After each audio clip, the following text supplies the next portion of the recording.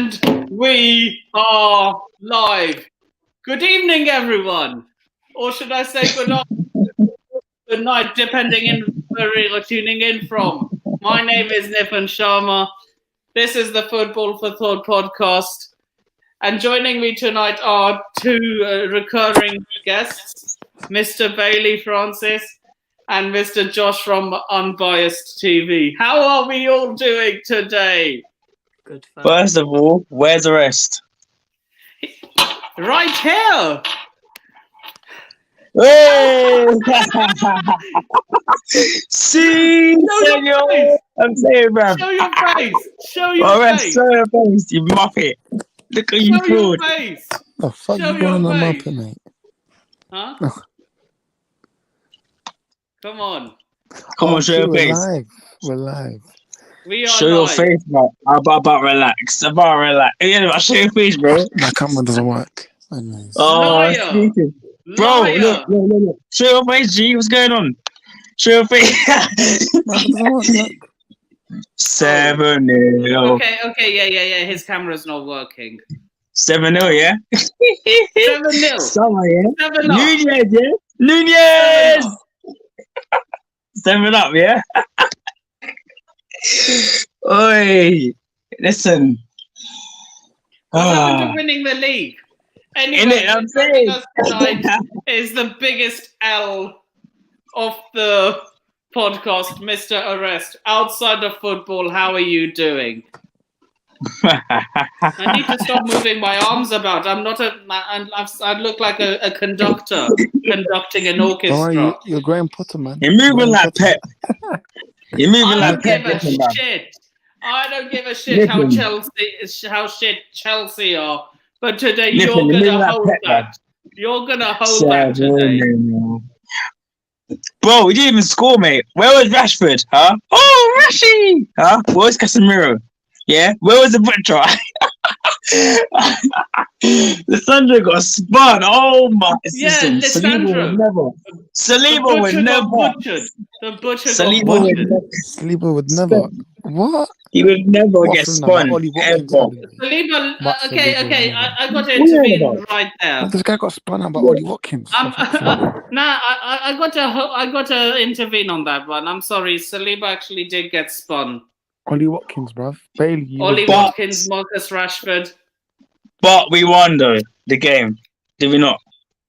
Okay, I'm cool. talking about I'm talking about the game you played at Old Trafford against Man United. Yeah, fair enough. But then the second game, they came to our fair game. enough. You were acting like they never got spun. Honestly, man. But yeah, I mean, Alright, What? and who else? but yeah, let's talk about What Chelsea, horse man. shit. I was I've been going on about this guy for time. There's a reason he Who? plays for Burnley. Who? Wout Weghorst. Oh, He Nick, shit. Or that's how I would like to call him Weghorst shit. Nick, stop this now. Because Where was Bruno Oris, huh? Bruno. Yeah, he was Where moaning was he? at reps and begging Bro, to be subbed. I don't That's know what he was if you've doing. seen today, but I've been on many podcasts. Fred. Fahim, Listen, join listen. us. Can I speak? Join us. Let me speak. Dallo, yeah? Your friends is in trouble. Your defense is safe when Your Dillo's there. friends is in trouble and catch us in the room. 7-0 at Anfield. How dare you? Banter Club. How dare you? Liverpool. Fahim, I've sent are you the literally link if what? you want to join. Join in the Bro, how cooking dare- session, man. Join in. 7-0, bro. 7-0, bro. 7-0. How dare you? At Anfield. Liverpool are this shit and you want to go to Anfield and just embarrass yourself. Liverpool are whack and you want to go embarrass yourself. Liverpool are shit, and you lost to the Forest. and you still got slapped So are up you by guys them. not gonna let me speak, or what's going on here? Go on, Okay, speak. okay, They're yeah. going Let's they're going speak now. Go on. All right. First of all, big up for having me on. Listen, first of all,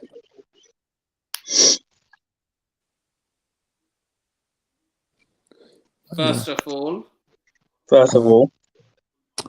I think I'm having issues. Can you hear me now? Yeah, Yeah. we can hear you. We can hear you. Champions League, Varane. Yeah. I mean, Nah, Conference League, Varane. No, not even Conference League. That's League One. That's League One level.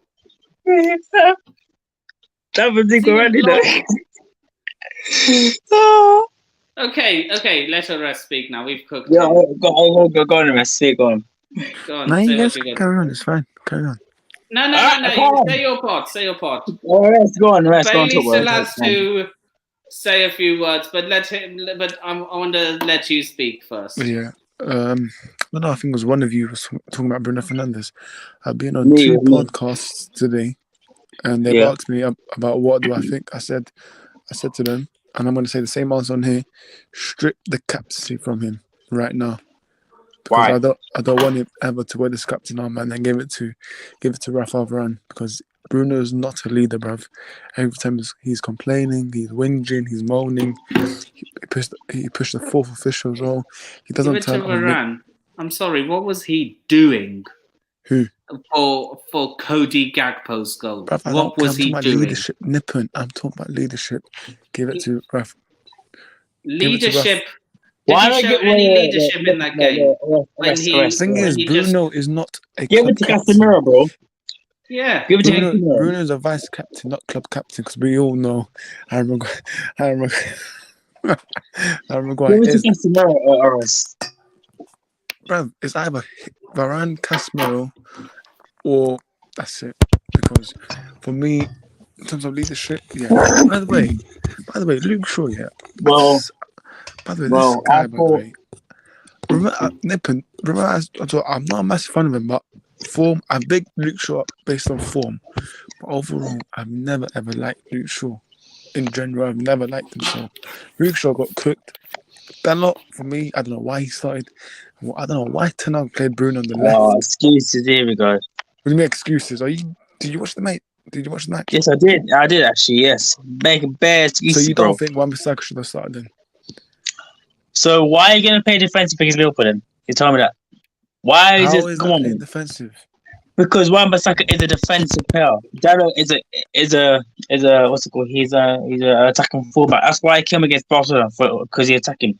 Wan-Bissaka is a defensive player. 1-on-1, he's one of the best defensive players in the world. Right. That's why he came on in the second half, and he came on for Darrow in the Carabao Cup final. He literally locked up Sam Maximan. You know He's a what Fahim's defensive player. talking, bro. Fahim's talking, but he got banned on Instagram. So Fahim, Yeah, second of all, best left back, yeah, in the world. Ooh, Luke Shaw I better never than said that. better than who? I Better never than who? said that, mate. But all right. Better than who? Zinchenko? Are you crazy? Better than Robertson? Are you crazy? Better than Zinchenko's no. fucking dog shit, mate. Huh? What are you on Are about? you mad? Are you Zinchenko? No, huh? Dog He shit. got spawned by Jack Are you sure? Grealish. Hold on. Grealish. Hold on. Zinchenko. Are you sure? All right, mate. Okay, all right. My left back didn't get put in a spliff on the weekend. Your left back got put in a spliff multiple times. Bro, Nunez, bro. This guy has been missing sitters over the past week, and a man turns up like it's Haaland and scores a brace against you. Cody Gakpo, he's been average half a season, and now he's breaking records against you. Salah's breaking records against G-Man. Wow. Salah, the GOAT of Liverpool, is breaking records against you. Wow. And you want to come from my team. Listen, my team's top of the league, my guy. My team's top of the league, my G. Top of the league, bro. In a title race that you will never, ever be in this season. That race is done for you, yeah? Focus on Tottenham. Focus on Newcastle. Focus on Brighton, Fulham, Brentford. That's a drug number because you're saying focus on Tottenham. How was that a drag? We're literally 9 How was points that a behind. Okay, listen, mate. Let me talk now. You've talked so many BS. But listen, performance-wise, second half we didn't turn up. Half-time team talk. I don't know what Ten Hag said to the guys. Here's what it is. We have to move on, man. We have to see how we react. But yeah, these things will happen, man. These things will happen. So I don't know why Bailey's laughing when you predicted us to win the league, by the way. So Bailey, Bailey, man. This guy. This guy Nah, said let him United are winning cook. the league. You ran, rest. You ran your mouth off about winning the league. Exactly, bruv. This, There's yeah, I'm still saying, 12 bruv. games. Nippon, you really want Arsenal to win the league, don't you? I'm saying, bruv. I'd rather scrub my eyes out with bleach. But okay, whatever suits But your Nippon, agenda. there's 12 games left. Why are you acting? This is me. It's come out on bleach. It's so brutal, man. Love it. Different, no, bro. Don't do that, man. Don't do that. Love us, man. Listen. Anyway, Oh, Rashford for dead. me, yeah, Rashford. A lot of He's shit, bro. He's fucking shit. What a load of hype, bro.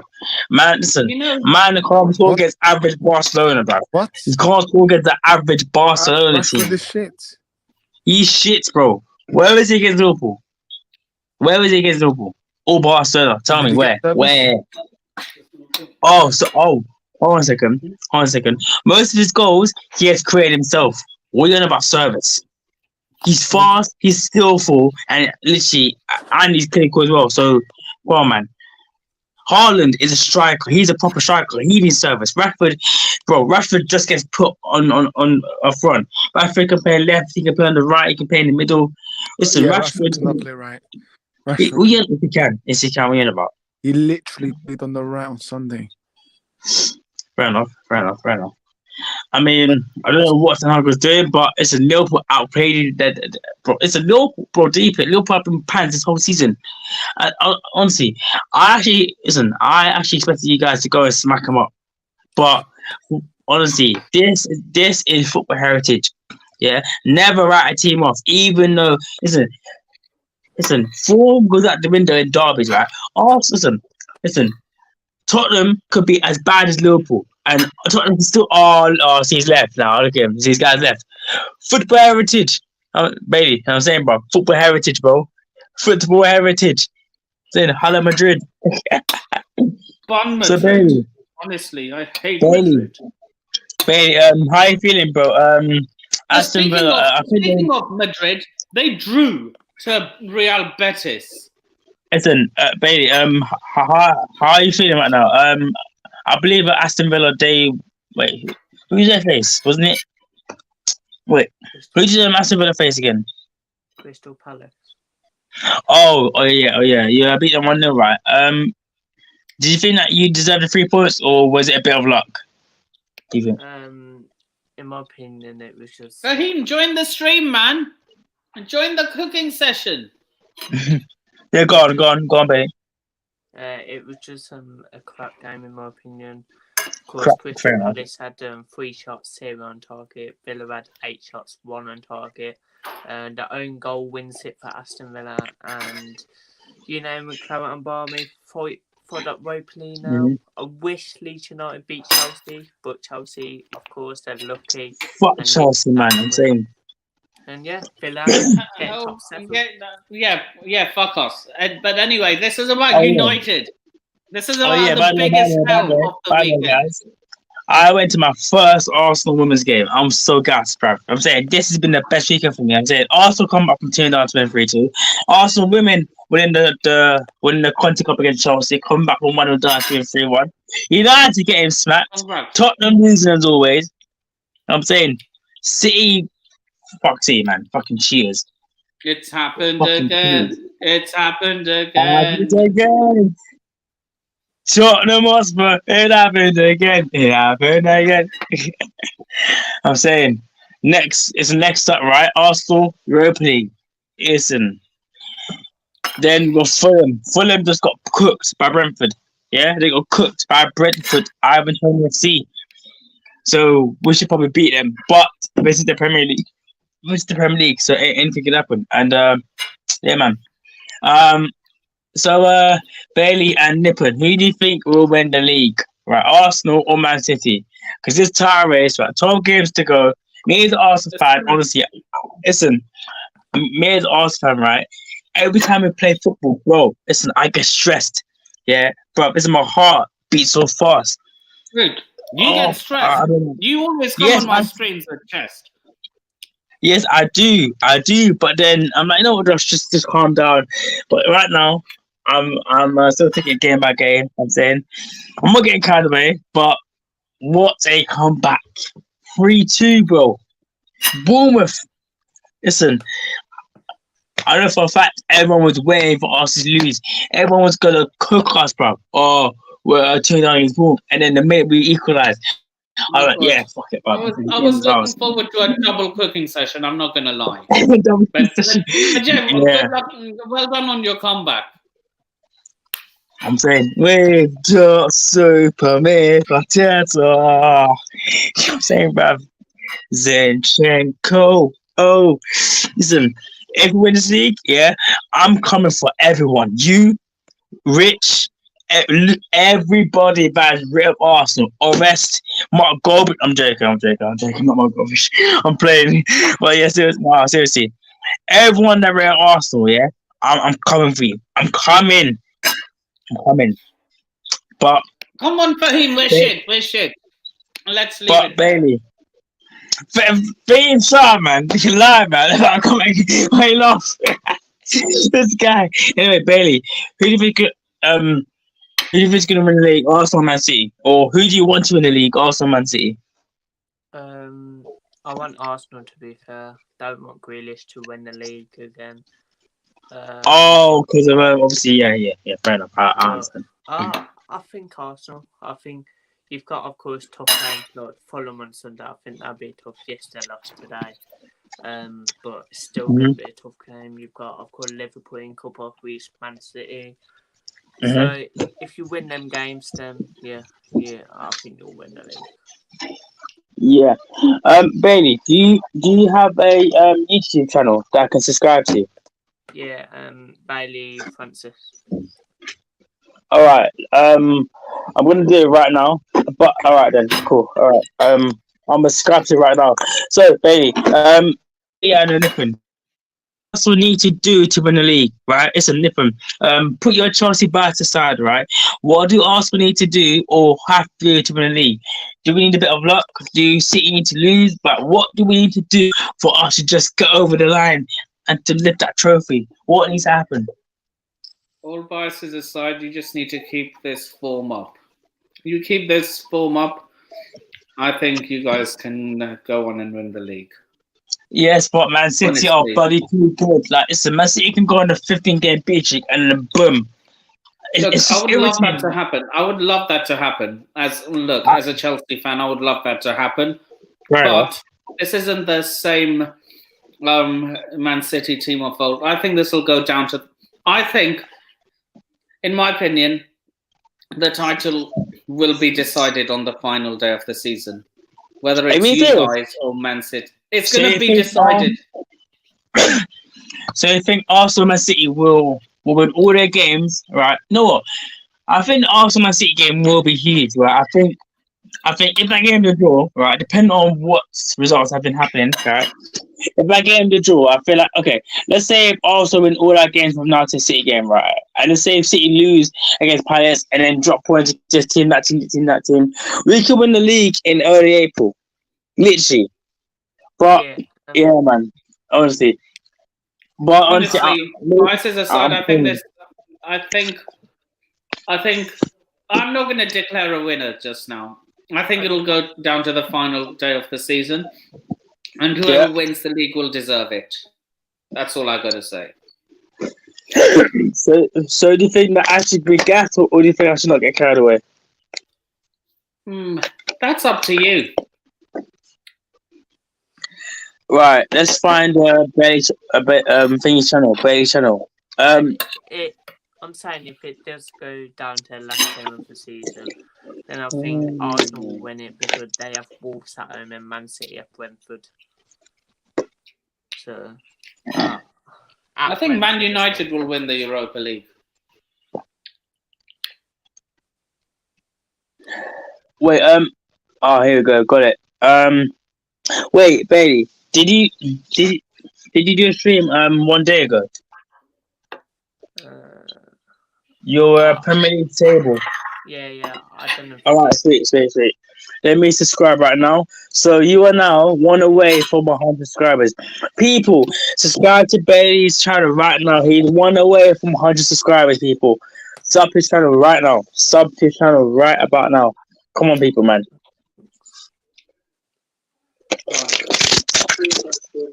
Listen, Bailey, bro. Me and you need to collab one time, bro, yeah? Whenever Arsenal and Aston Villa are playing, me and you need to collab, bro. We need to collab. We have to collab. We have to collab. Yeah. Let me put a comment on your channel right now. Literally, bro. You're literally. Wait, 3-2. Hold on a second.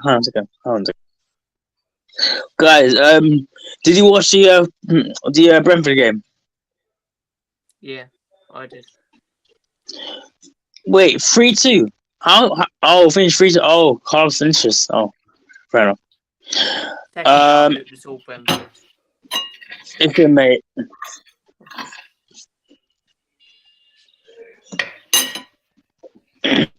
Yeah, honestly, man, this Premier League season has been up and down, you know. Okay, Nippon and Bailey. What has been your favorite moment of the season so far, or your best match of the season so far? Oh, probably yesterday. I'm not gonna lie. I watched What? it. What, the Liverpool game? That absolute piping Liverpool gave to Man City. Yeah. To Man United. Oh my god, it was beautiful. I What about you, loved it. Bailey? I celebrated those Liverpool Same as goals me. as if they were Chelsea goals. I celebrated every single one of those Liverpool goals. It's so shameless, man. And this guy is the same guy that. I have It's a so rule. shameless, man. Very cool. I have a rule that goes on: if Chelsea are shit, I will not banter any other team. Man United and Arsenal are exceptions to that rule. Why? Wait, what? What? Huh? Why? What? How is that fair? This guy. This guy, bro. Look, it's that you guys were just dominating every year until we showed up with Jose. True. Yeah, you're right. So you'll probably understand why a lot of Chelsea fans hate Man United and Arsenal. True. Guys, listen. If you haven't, smash the like button and get Nippon to 800 subscribers, people. He's literally so close. He's literally halfway there, people. Get Nippon to 800 subs. That's his goal. Get him to 800 subs, And I people. need to be monetized by the end of this year, by the way. Yes, he will, bro. He will. Bailey, bro, what has been your favorite game this season as Aston Villa fan, or your favorite Premier League game?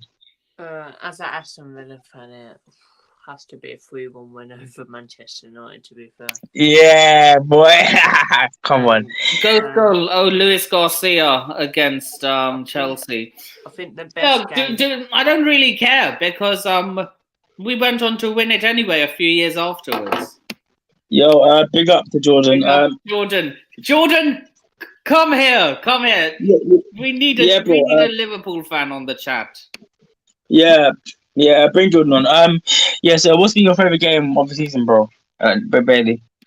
I think Jordan, it has to be... join. I think it has to either be Liverpool or Manchester City beating United. Like a 6-3 win. Yeah, fair enough. Me, right.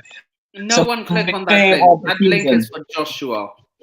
I'm going to remove it after. Sorry, Jordan. Yeah. Okay, my favorite game of the season, well, there's been loads. Beating Chelsea 1-0, beating Tottenham 3-1 at Emirates, beating United 3-2 at Emirates. But my favorite game, as an Arsenal fan, my favorite ever game has to be, beating Tottenham 2-0 away. That was the best moment of my life. In fact, you know what? Yeah, that was the best moment of my life. And obviously, the other one was yesterday, my first Arsenal women's game. I loved every single minute of it. Seeing Sam Kerr, Beth Mead, and it was just beautiful, right? Vaughan, you join. You join. You join. Also, Join. Join the also, chat. Join the chat. also, my I favorite. didn't know you would want to join. Join. That link is big up yourself, Joshua. Vaughan, you can join. Also, my favorite game as a Premier League fan has to be obviously yesterday. Liverpool won 7-0. Wolves beating Tottenham by a goal to nil. That was a shock for me. What else was there? Obviously, Arsenal come up from 2-0 down to win 3-2. Everton and Nottingham Forest on 2-2. That was a brilliant game, you know. But yesterday, Liverpool 7, Man United 0. Come on, Jordan. What do you have to say about that? Jordan. Yeah. We smashed Man U yesterday. Big up, Yeah, Vaughan. Black. What's up, lads? I'm fine. Good, that's nice to hear. Bailey, Anything- lovely to see you again. How you doing, mate? Anything you have to say about that absolute piping you got yesterday? Ale. Yeah, not fun. I mean, And you'll it's never walk alone. You'll never We're so shameless, Nippon, man. walk Nippon, we're so on. shameless. Walk on. Nippon. In your heart. And you Okay, enough with the shamelessness now. Alright, have you got Mo anything What do you Salah. have to say? What do you have to say? Mo Salah. Running down the way. Let him Salah. talk. Let him talk. Let him talk. Say, go on, Nippon. boys. All right, boys. Let's not interrupt. Let's show some social skills. Yeah. I thought that it was obviously a disaster. It's embarrassing. I'm quite upset. But my main boy. issue is with Ten Hag. We battered Man United yesterday. 7-0. United get battered everywhere they go. United get battered everywhere they go. Boys, Hold up. let's Hold up. engage- Let lads. Vaughan talk. Let Let's Vaughan engage talk. some social skills. Sorry. All right, just that's all you need to do is just pretend you're talking to real people, listen and respond. It's not hard. I was upset with Ten Hag Nippon because at 3-0, the disastrous goals, very amateurish.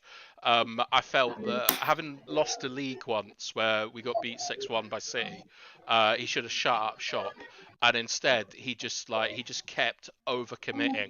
It's like going up to a bird in a club and you get shot down and you just keep going all night and everyone is laughing at you.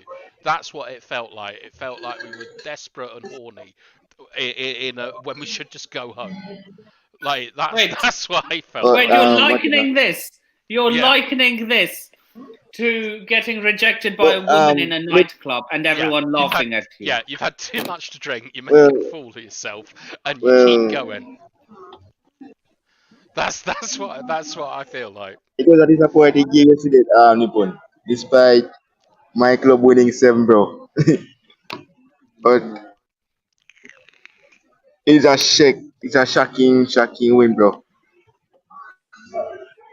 So what do you have to say? As in, you've come out with a win here, Jordan.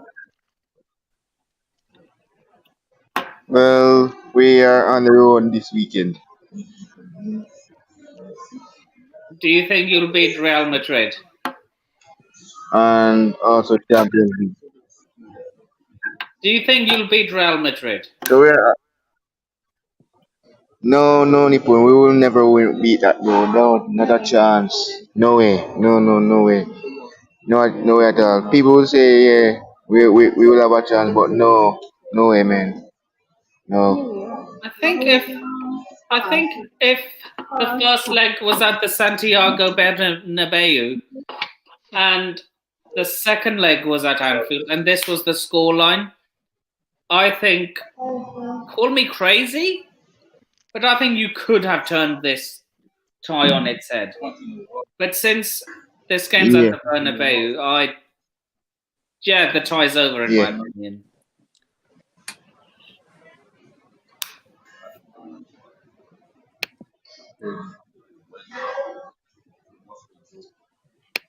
Yeah, Yeah, so it's Bournemouth next now, Nippon. So yeah, that's next. Bournemouth. No. I don't care who wins that game. Nippon, can I ask you a question? Go on. Are you, I understand that it's always funny when like rival teams get absolutely schooled, and it's enjoyable, and you can have your fun on Twitter and all that. Are No, you not? the thing is, look, I know Chelsea are shit, but there were so many Man United fans who were giving it the big un, Yeah, saying Liverpool are shit. We're gonna batter them. I know. Like I have to say that like speaking with Rich the other day, I said I'd bite your hand off for a 1-1 draw at Anfield. Like absolute nonsense. What a lot of people have been saying. United have been like we've been pretty lucky. Like for a while, West Ham should have done us, Barca should have done us. Like it was poor performances from them as opposed to us playing well. But what I would be Wait, worried about, sorry, you said yeah, you would bite you would bite someone's hand off for a 1-1 draw yeah, for any at draw at Anfield, Anfield any draw at against the Anfield. worst Liverpool team I have seen in my lifetime. Yeah, 100%. You must remember Roy Hodgson's, They or are Kenny shit. Dalglish's Liverpool. You should be going when we can win this. No, the reason why, right, is that like if it was like just a normal team, then fair enough. Like with no disrespect, Bailey, if it was Aston Villa, I'd want us to go out and try and win.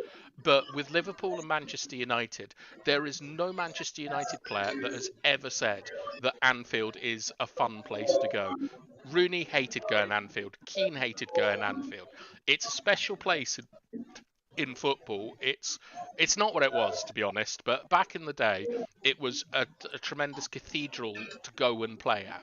Even like Mourinho, like your boy, will be talking about those epic semis and quarters that Liverpool used to have with Chelsea, and they were not a good team back then either, with like Luis Garcia and some I still random haven't Polish forgiven him guy. for that ghost goal, by the way. Well, it sounds like you have if you're celebrating all these goals, but anyway.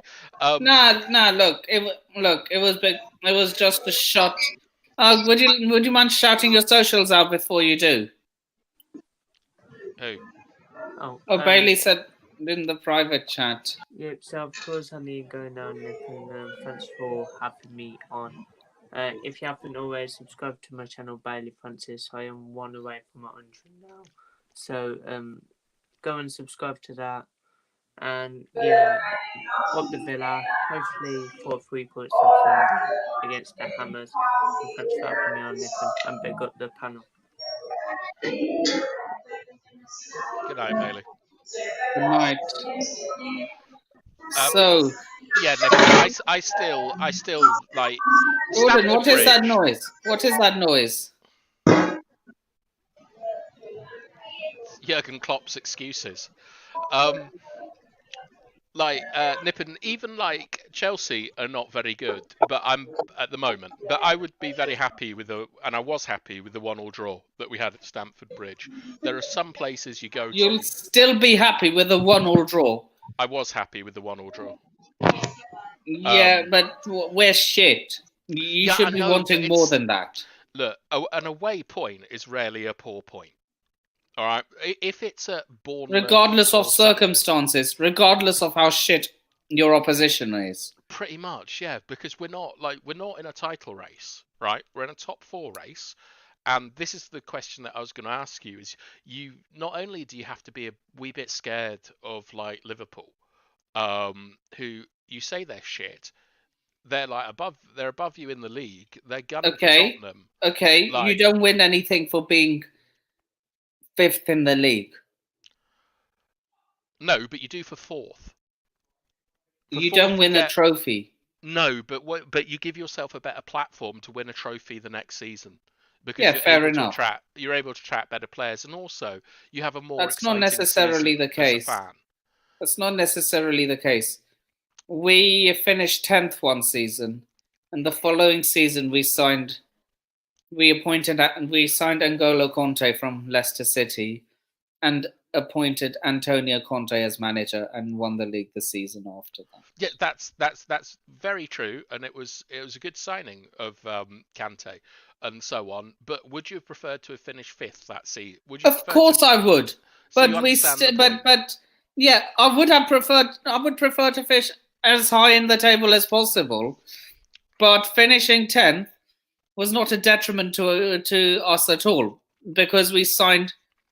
I think we also signed Matic in that season as well, and then we won the league with Antonio Conte. Why did you sell Matic? Like the first time? There wasn't a first time. There was. He was at Chelsea, and you sold him to Benfica, and then you signed him back, or whatever club it was in Portugal. Oh, Did you? Sorry, did you not know that? This is news to me. Okay, like yeah, I think you might have had a buyback clause or something like that, but you let him go, and it's always interested me that like Salah, De Bruyne, like all these players that you let go. I know it's like funny now, but it's understandable at the time. But Matic was the only one you brought back because he had a buyback clause, and I've always been slightly curious why the others didn't. And I hate Salah, but I have to give it to him. That's one of the best things I've seen in football for a long time. What he did to Sandro Martinez yesterday. What was he doing? Like, Who? is he not? What was Lisandro Martinez doing? Is he not aware that All if right. he ball watches like that, he's gonna get done? No, it's not that. It's all right. I'm gonna take a guess, Nippon, that you haven't played a lot of actual football at a decent level. No, Okay, I right. haven't. So, do you remember David Alaba against Messi, and Alaba just like fell over? Right. What Martinez is doing, and it was like it's actually a sort of tactical thing that is worrying me. Is It didn't work.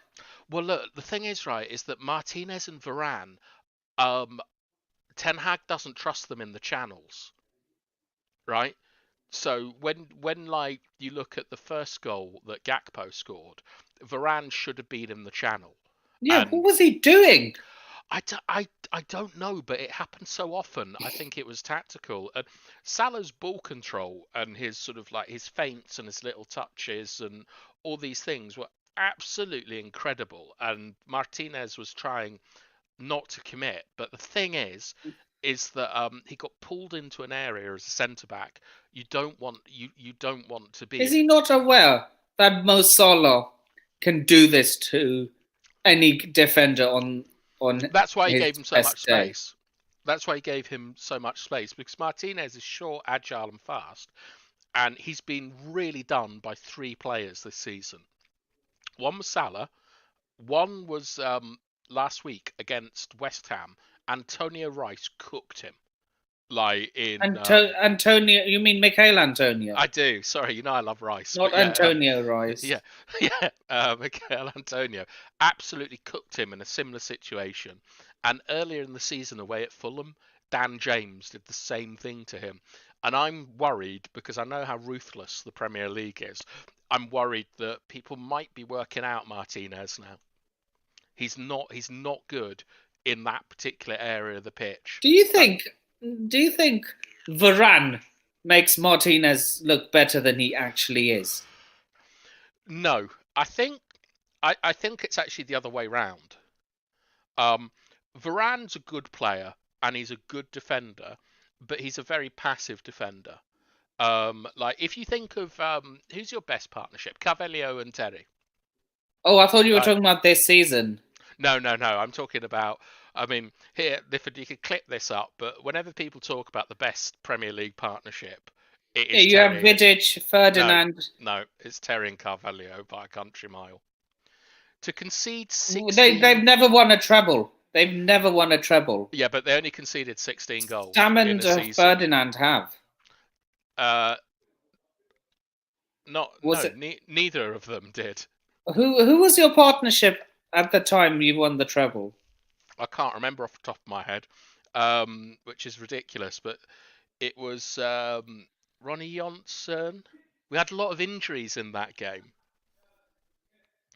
We had a lot of injuries.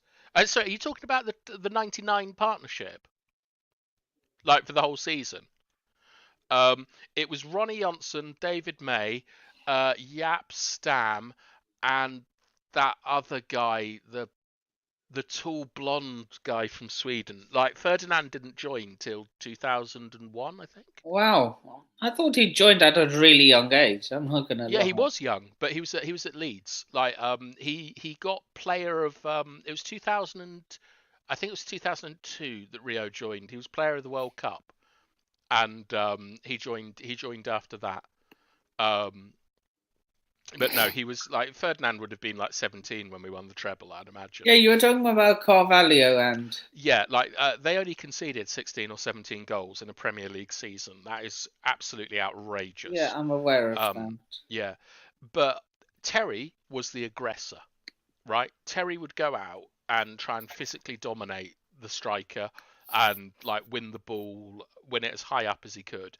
And Carvalho was like the sort of sweeper man, where he would like use his knowledge and his. I mean, he wasn't pacey, but he was faster than Terry. And we have a similar partnership with Lisandro Martinez and Varane, where Varane is the cleaner and Martinez just flies out like a little gremlin, like climbing up people's backs, like trying to head it and things. Do you not think he's a bit rash Yes. and sometimes loses his head? Yeah. Like 100%. I think that Martinez has been close to a red card in 90% of the games that I've seen. And he plays on the edge, a bit like, someone like Rooney used to do, but he appears to know where the line is. But I mean, I think yesterday, like, he threw an elbow at Salah, and he was lucky. I've noticed that in a lot of South American defenders, because Romero also does that for Tottenham. Well, having obviously played in South America, I can tell you that they are absolute bastards, the defenders out there. And like You've played in South America? Yes, I played in Chile and Argentina for 4 years, Nippon. Nice. And very briefly in Colombia, but that didn't last long. They're shit houses, aren't they? These yeah, but you learn a tremendous amount playing against them. And the thing is that like, have you ever seen that show Blackadder? Yes. All right. So there's this thing in Latin America about a master being cleverer than a servant being more intelligent than the master, which the nearest thing we have is Blackadder, right? And so what they love more than anything is getting away with cheating, like Maradona with the hand of God and stuff like that. I still haven't forgiven him for that, and I probably never will. Well, I mean, yeah, fair enough. But I mean, what a lad to do that against England 4 years after a war. Like, that's pretty good. But still, you play football, but look, what was he doing? Thinking he was playing volleyball? I'm sorry. But he was cheating. He was doing. That's what he was doing, and he got I mean, away like with it. you can't cheat like that, though. Why have you got a Christmas jumper on? It's an England jumper. Okay, it looks a lot like a Christmas jumper. Because it is. Okay. But Are you it's just a feeling football festive? stream anyway. It's a football stream anyway. We should have been. United should have been wearing Christmas jumpers yesterday because we just gave like fucking hundreds of gifts away. Absolute disgrace of a performance. If you were the Man United manager, what would you be saying to those players at full time in the dressing room? I don't actually like. Once, right, I was playing in Chile and we had a big game, and it was like in the Maipu Valley, which is about 3 to 4 hours outside of Santiago. We went there and we got absolutely hammered, like absolutely fucked. And I remember on the bus on the way back, like there were people that I knew and stuff that had like their time and their money had been wasted to come and see a bunch of dickheads like not perform well in a football match. And all I wanted to do was get out on the pitch the next day. We needed the next game as soon as possible. And I think that a manager like Ten Hag will understand, like, that the players know that they lost their heads, that they fucked up, that they embarrassed the team, the fans, and the club. Like, name a person they let them down. Personal reception, the person like who serves them dinner. Everyone was let down by them. I'm not necessarily sure that the manager needs to emphasize that to him. What he needs to do now is to get them focused, so that the next game they go out and they right the wrong. When did you? Sorry if I'm sounding a lot like David Frost here. That's But all right. when did you watching that match, and when did you see that that you've reached the point of no return?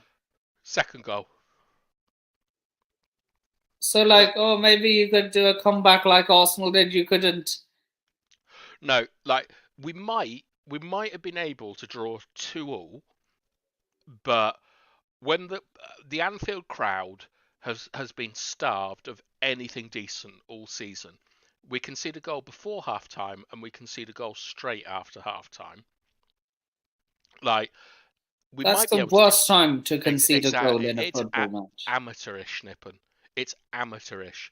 Like, straight before half time and just after second half begins. That's usually the worst time to concede a goal. Yeah, I mean, like, to be honest, you want to do if you're going to concede a goal, you want to do what Arsenal did and concede it after 7 seconds, so that you've got another 90 minutes to sort it out. What you don't want to be doing is conceding goals at in the second half where you're already 1-0 down because you switched off in the first. But for me, at 2-0. I knew the game was up when I saw United not tightening up. When you go 2-0 down in a match, the next 5 to 10 minutes, you don't concede. You don't worry about anything else. I'm sorry, but look, this is Man United versus Liverpool. It's a derby. Do these players not realise what that means to the fans? Every single one of them does. Then why do they go out and perform like that? Like a bunch of... I'm going to get... Yeah. Like a bunch of C's. Well, I think it's two things. One is... all right, so the first thing is that I used to say this about Rangnick, and you might have seen this with with Tuchel, with Conte, with any of your foreign managers, is that in their first season, despite everything they say, they don't understand the league. Right? They haven't lived in this country. They haven't been to the grounds. They don't know what it's like to go to Brighton away. They don't understand the league, and they just treat it like when they played them in Europe or something like that. They don't understand what Liverpool, Man United is like. They've been to those grounds, though. They have. Ten Hag's been to the Bridge. Exactly. Ten Hag has been to White Hart Lane. So it's not like he hasn't been there before. Yeah, but all right, Nippon, you're a Rangers fan, yeah? Yeah. Right. Rangers versus Celtic versus Rangers against St Mirren. Is it the same? No. Of course I consider not. Celtic a much bigger game. Nippon, Rangers. I always want to beat them. Nippon, have you been to a Rangers Celtic match? I live on the other side of the country. Yeah, but I mean, you also have access to transport, as you demonstrate in the. I do, but I also have a full-time job. But yeah, but that's only been 6 months. But yes, I've never had the chance. No. Okay, I have been lucky enough to go to a Rangers Celtic game. I've also been to River Plate versus Boca, and they're incredible. When you're there watching, you think, how on earth can you play a football game in this atmosphere? It's like there's a riot going on. But what I'm trying to say is, I think that Ten Hag was completely underprepared for what the Anfield crowd is like in a Liverpool Man United game. He probably just thought, "Oh, Liverpool are shit. We're gonna do that." No, I don't think so. I mean, like when I was watching it, right? Um, I was looking at what United were doing, and I understood what they were doing. And we had a couple of passengers in that game, chiefly Anthony and Casemiro, which What were you Casemiro's gonna been say, fantastic. Anthony and Bruno? No, Bruno, like I think what we were doing with Bruno, right, and I don't like this because it's something that's been going on for quite a long time, is that Bruno is our most energetic forward. He Like, whines so much, though. yeah, but I mean, people whine. It's, I mean, maybe it's different for me because, like, I am a Latin, I suppose, and like, I've I know I've played with these sort of people before, and they're just crying non-stop. It's like it's like if you have a girlfriend and you sort of get annoyed that she whinges at you, like they're going to whinge at you. It's just part of the profile. Big up all the ladies. But like Bruno whinging isn't why we lost 7-0. And I know that like sort of more inexperienced people like Arrest get very into captaincy and things like that. But I mean, I captain my university. I've been a club captain. I understand what it's about. Like it's not what people think it's about. And Bruno whinging, it's actually good he's our captain because if he wasn't captain, he's got he's got no right to talk to the ref. And the amount that Bruno whinges, like you almost give the captaincy to him to protect him from get himself booked because player like the captain is meant to be the only player that can talk to the ref. But Bruno, so what Bruno was tasked with doing was looking after Trent and trying to exploit Trent, and he didn't do it well enough, and Trent killed us yesterday.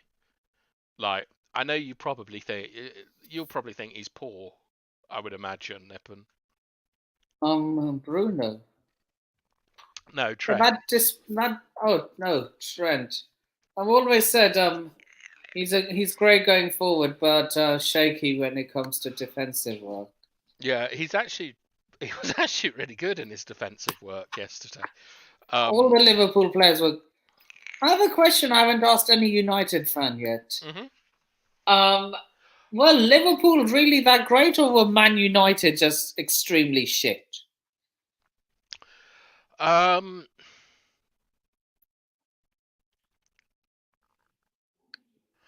think it's difficult because we lost 7-0.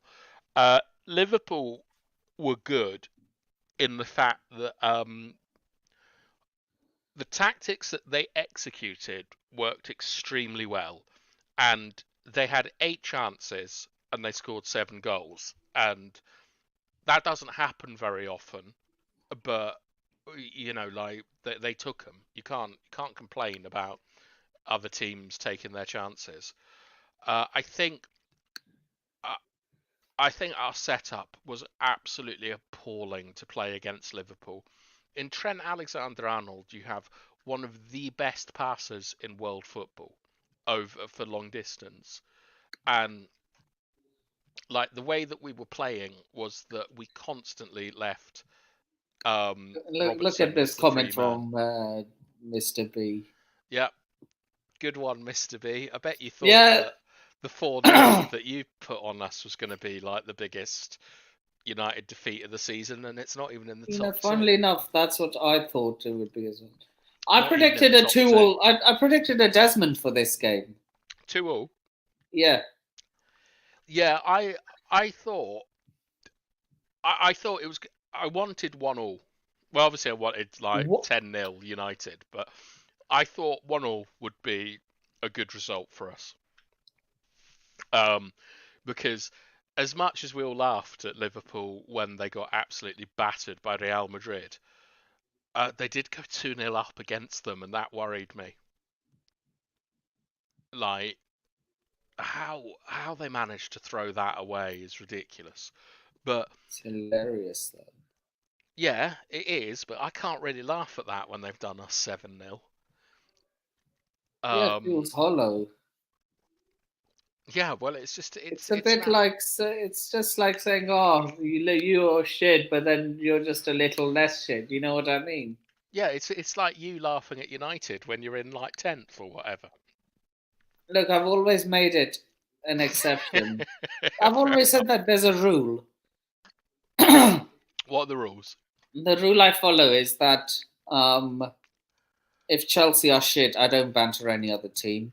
But Man United and Arsenal are an exception to that rule. Oh yeah, and Celtic. Oh, okay. Mr. B, why did you think Liverpool would win?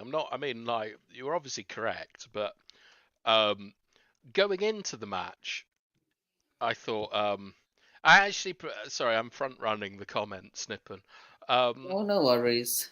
One of my favourite films, Mr. B, is The Seven Samurai, which I'd highly recommend all of you to watch. I think it's from 1958. It's in black and white, and it's the greatest action film ever made. It's absolutely incredible, and it's what The Magnificent Seven is based on. But I don't think I'll be watching that in the next month or two after seeing fucking Mo Salah, Gakpo, and Nunez. Oh, But the although thing is, Man. Oh, what I was saying. have you forgotten what you were going to say? Yeah. Fair enough. It happens to all of us. But I'm surprised that, like, I understand that there's Schadenfreude and it's always fun to laugh at Oh, I United. remember what I was saying now. Nice. I get where Mr. B is coming from when he said he did think Liverpool were Yeah, so do going I. to win today. Thing is, somehow even I thought they would win after I gave my 2-all prediction. Okay. But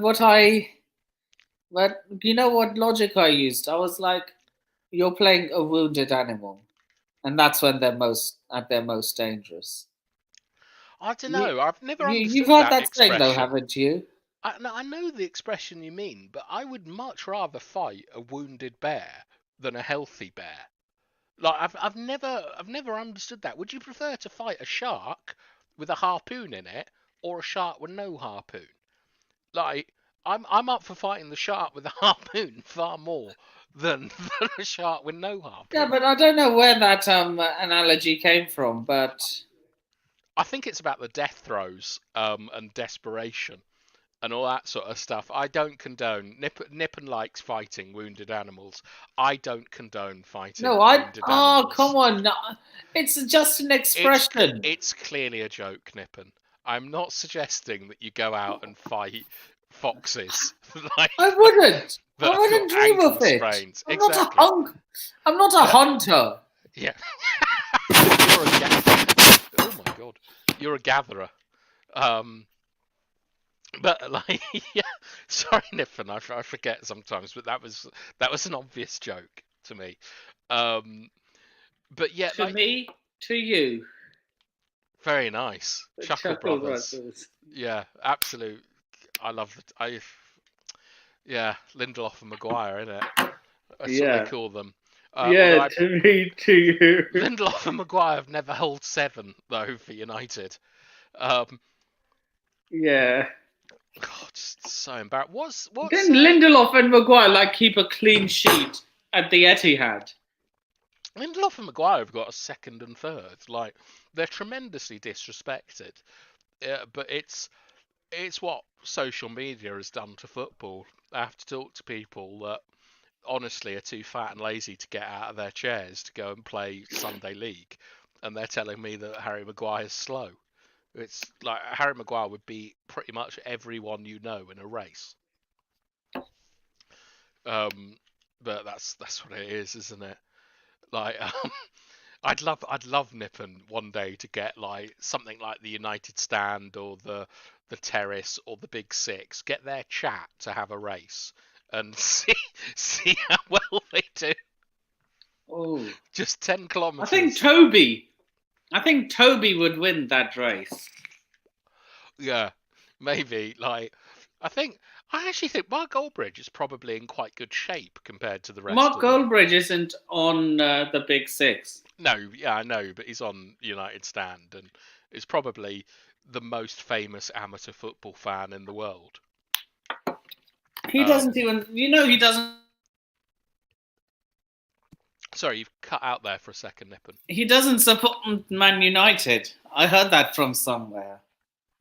Yeah, I don't know how true that is. Like, they always say he's a Forest fan and things. Yeah, he is. He's a Nottingham Forest fan. Yeah, I mean, the one thing that I do know is that Robbie from AFTV wasn't an Arsenal fan. What? He was a Luton fan. He used to go to Luton games and things. Maybe he's well. They're in different leagues, so you can support both. Yeah, maybe, but I think that look, I have no love for Mark Goldbridge, as I think that he's become a negative impact on Manchester United. Like, as you know, I love Scott McTominay as my favourite United player, and you might say he's shit and all this sort of stuff, but the majority of that comes from Mark Goldbridge's lack of understanding of a midfield position, and it's exactly the same with. I suppose you won't rate Declan Rice, will you? As a matter of fact, I do rate him. Exactly. Okay, well, but he's not better than a lot of other. He's not better than a lot of other midfielders. Yeah, he's not better than Frankie de Jong. He's not better than Jude Bellingham. He is better than Jude Bellingham. Jude Bellingham might be better than him in 3 or 4 years, but at the moment, Declan Rice is far clear of Jude Bellingham. Like, Declan Rice is probably the most complete midfielder in the Premier League. Like, in terms Casemiro's better than him. Yes, but that's true. But Casemiro is not as complete as Declan Rice. Like, Casemiro is not as good. What do you mean by complete? Like, so, was Thierry Henry good? Thierry Henry, one of the best strikers, if not the best striker the Premier League's ever seen, right? He was outscored by Alan Shearer, but okay. Well, yeah.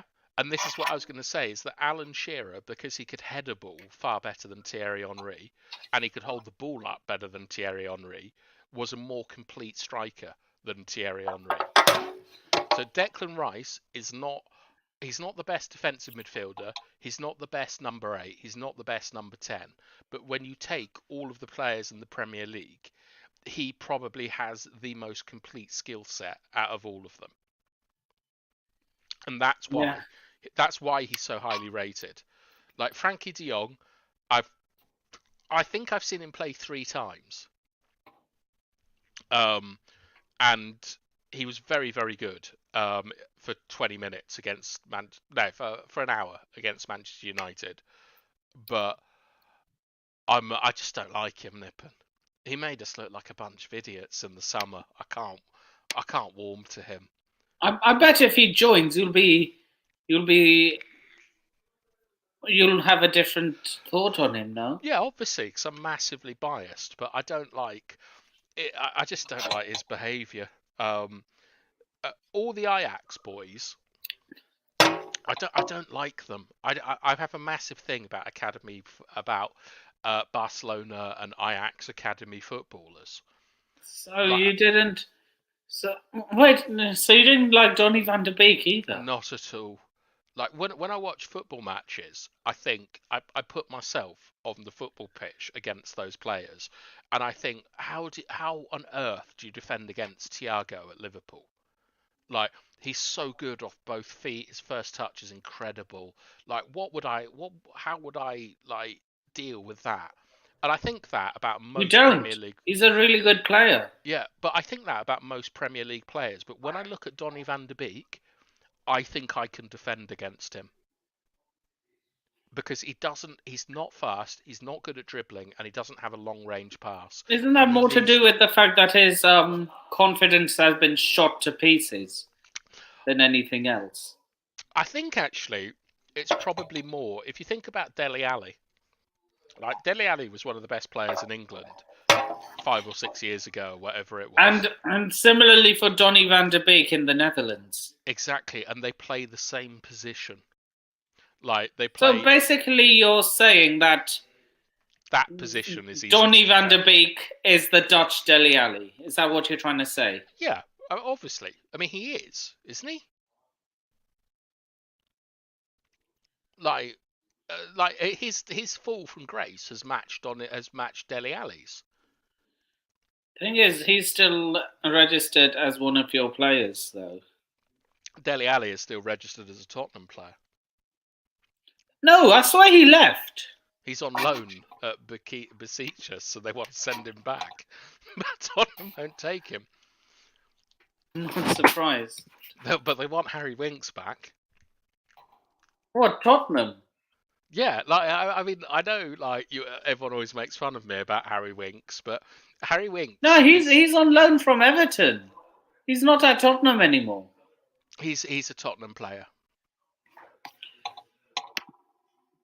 I will share the screen with you. All right, we can all see your embarrassment.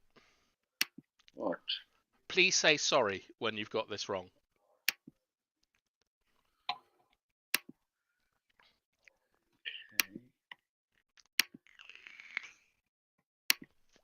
Mr. B, you will be Look, lucky to have on a loan player from Everton. That's Dele Alli, not Harry Winks. Oh, I thought you were talking about Dele Alli. Oh, I do apologise. No. Like Dele Alli is yeah. All right, we got our wires crossed, but I tell you what, I'll apologise to you, Nippon, because I asked you to apologise to me. So. Oh, no worries. I'm yeah, gonna Harry stick it Winks in is writing. still a Tottenham player. I'm gonna put it in writing for you, Nippon. No need. I know, but I think it's funny. Harry. Harry Wanks. I'm sure. Like, although you gotta give it to like Winks. I'm a big fan of English players that go and play abroad. Like, I Yeah, me wish too. Like, who is it that Tamori? Like Tamori. He was a Chelsea player, was he? He was.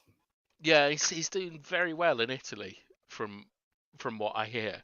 Yeah, and I'm surprised Gareth Southgate hasn't called him up yet. Well, I think the thing with Southgate is that he's got a group of players that have done extremely well for him. Like, it's a bit similar to Jurgen Klopp, where we all might laugh at Henderson and Fabinho and Milner and stuff, but they've got Henderson's good. I've praised him countless numbers of times. Well, from what I understand, one of the issues at Liverpool is that players are kind of aging out, and despite the fact that Liverpool, in my view, have two of the most promising young players in the Premier League, in Elliott. You rate him? I have, yes, I rate him. You rate that bastard? Yes, he has an ego the size of Texas. Harvey Elliott has an ego the size of Texas. But like, you can bring up Kante, but what footballer doesn't have an ego like that? N'Golo Kante. Yeah, okay. The exception that proves the rule. I'm trying to think of others. Exactly. So you're trying to think, but now think of players that have an ego that you think don't deserve it. Harvey Elliott. Okay. A lot of your players. Exactly. A lot of Chelsea players. Yeah. So you see that you can think of more players that have an ego that don't have an ego. Yeah, but so a lot of them, but they don't deserve it. Yeah, but the only player in Chelsea's team that deserves an ego is Thiago Silva. Yeah, I'd definitely agree with that. And for you, the only one who deserves it is Casemiro. Probably Varane as well. Well, Varane's won a World Cup as well, so I would think so. And to a degree, I think that Anthony might deserve an ego, but nothing to do with football. The man was born in one of the worst places you can be born in life, and has become a millionaire. Like, and I think that like that's deserving of something. Like, he was born in a favela, and he now plays for Manchester United. I think you can be proud of yourself. Despite Imagine telling a 5-year-old Anthony that in some years' time he will be playing for one of the biggest clubs in the world. Yeah, exactly. It's absolutely crazy. I mean, imagine telling any 5-year-old that. Like, even a 5-year-old Messi when he was about 3 inches high. Like, it'd be ridiculous. No, Messi was talented though. There's some players that are just born talented. You see, I don't agree with that. I think it's obviously there are advantages, but it's about hard work. Like, you know, it's like me telling you that there's some chefs are just born talented. They might have an advantage, but they work to get where they are. They have to, like Gordon Ramsay didn't just open a restaurant one day. Like, he went. Yeah, they have to spend their times before you get to go on to plating and tossing ingredients left, right, and center. You have to learn to peel the stuff. You have to do all the prep. I was lucky enough to skip all of the peeling and prepping part because I went to culinary school. Exactly, you had to work for it. In fact, the only bloody chef that probably hasn't had to work for anything is that dickhead from the World Cup, Salt Bay or whatever. Oh, just he's sprinkles. not even a chef. Yeah, I could be a better chef than Salt Bay. I would trust you far more, Nippon, to cook me a steak than like some tosser like putting salt on in that completely like inefficient way. Why is Bruno such a prick? Because, Mr. B, to get places on a football pitch in competitive sport, you have to be a prick. It's like Kante. He's been one of the best DMs of our generation, and he's not a prick. Yeah, but he was. But when did he move to the Premier League, Nippon? How old was he? When did he join Leicester? 25, 26? Because he was at Caen in like the French second division. He joined in 2015. So how old was he? 24. He's 24. He's 30. He turns 32 in a few weeks. Exactly. So Kante should have been in a higher league far earlier. Huh? Kante should have been playing at a higher level far earlier than 24. I'm surprised no Declan scouts. Rice is 24. Oh, do you not know the Middlesbrough story about Kante, Nippon? Oh yeah. Like they wanted to go for him, but then like No. A Middlesbrough. So there's something called the Teesside Gazette, which is a newspaper in the northeast, and one of the football columnists was on holiday in France, and he went to a second division match, watched it, and then instantly tweeted Middlesbrough Football Club saying, like, you guys have got to look at this guy called N'Golo Kante. He's unreal. And they were like, yeah, thanks, Tony. We'll have a look. And nothing happened for 2 years until he moved to Leicester. And if they'd had a look, Middlesbrough would have landed probably second, third, fourth best defensive midfielder of the last 20 years. he's one of the he's up there with the likes of Casemiro, Kimmich, Fabinho, and all. Yeah, but he's nowhere near Busquets. None of them are. Of course he isn't. Yeah, like Busquets is like a level above the three I just mentioned. Yeah, that's why I didn't say the best midfielder of the last 20 years, because Busquets is arguably the greatest player that Spain has ever produced, alongside Xavi and Iniesta. and Butraguinho, but that's going. Even along Pep with it. Guardiola, even Pep in his playing days was quite a good midfielder. Pep was extremely good. Like Wasn't Pep original Sergio Busquets? he was, yeah. Wasn't he Sergio Busquets before Sergio Busquets? He was Sergio Busquets, but with drugs. Like, it's something that surprises me a lot about like English sort of fans is that they don't know that Pep's had a long and torrid history of being banned for drugs. He was banned in Italy, I think, for 2 years for taking drugs, like performance-enhancing drugs, not like coke or Mandy or anything. And that's how he met one of his coaches, who was a lawyer, and the other one was like a water polo genius or something. But yeah, like, but to get back to, all right, Nippon, you can laugh at me, but I'll give you my 3 players that I think have the highest skill ceiling in the Premier League. Right, Go on.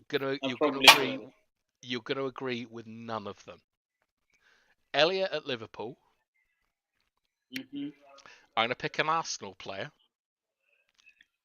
and it's Eddie Nketiah.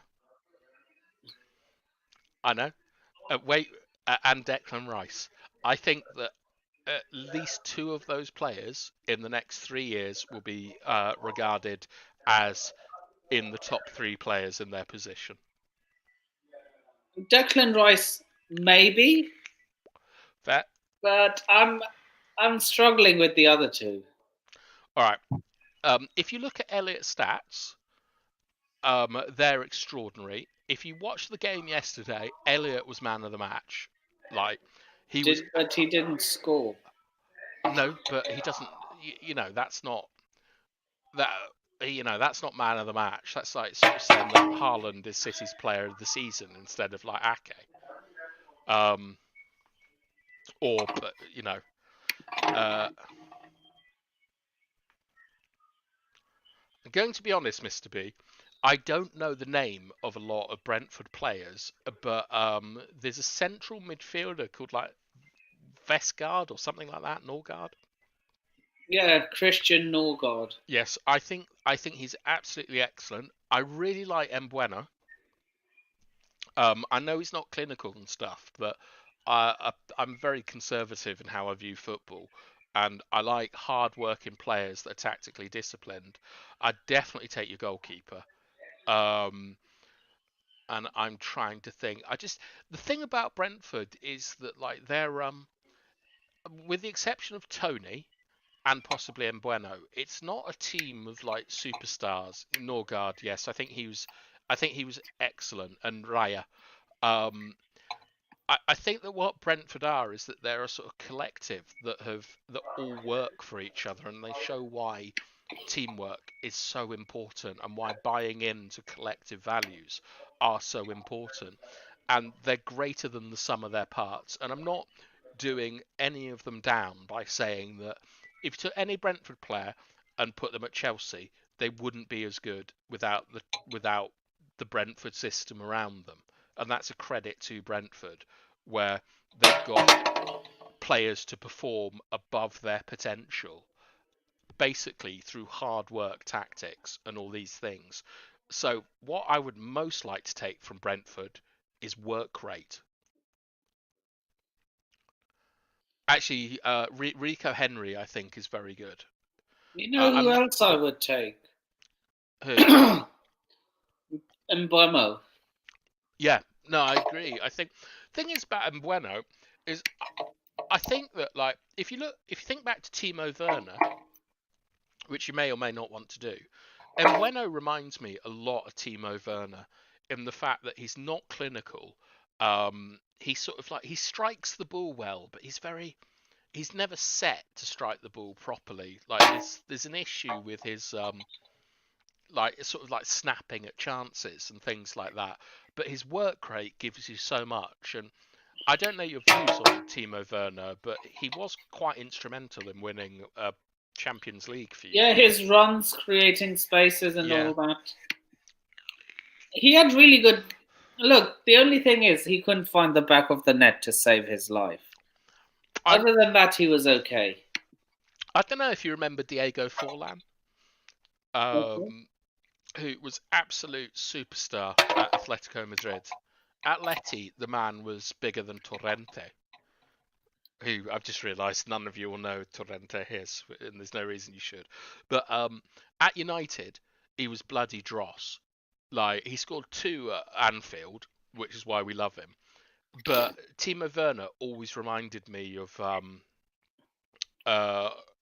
Diego Forlan, where I think that guy, if he had another chance at another club, could be amazing. It just never worked out for him at Chelsea, and it's not his fault, because you can tell me very few strikers that have worked out at Chelsea. Yeah, you're right. Like maybe 4. Speaking of Forlan, Mm. would you take this? What's his name? Defender who plays for Ronald Araujo. Would you take him at Man United? Not for the first team, but definitely as a squad player. But would his ego allow himself to be on the bench? I don't know, but like that's not always a bad thing. Like what I think you need is Because he's not getting past Varane or his fellow countryman in Martinez. yeah, but the thing is, right? I think he's Wait, Uruguayan, isn't he? Oh yeah, sorry, my bad. Yeah, no, I but thought he was Argentinian. bruv, I've been to Montevideo. It is like the size of Kettering, the whole country. Like, lovely place. Really interesting, Uruguay. But Yeah, I'm sorry. For some reason, I thought he was Argentinian. nah, it's basically the same thing. How? 2 different countries, 2 different flags. Well, the flags are not too dissimilar. The countries are next to each other, and like Buenos Aires is bigger than Uruguay. And I mean, all of Uruguay is basically in Montevideo, which is essentially a suburb of BA. But it is a wonderful place. But would I take? Okay, so the thing is, Nippon, right, is I like a culture of excellence over a culture of fear. And if you've got players like this Barcelona centre-back that think they're good enough to be playing, Martinez and Varane have to perform at a level in order to keep them out of the team. So as long as they're professionals and they understand they can't play every game and that they will, like Casemiro did, like as crazy as it sounds, McTominay was in such good form he kept Casemiro out for 2.5 months. Yeah. Like, and then we got smacked up by City. Casemiro came in and he had to perform at a level that I don't think anyone knew he had.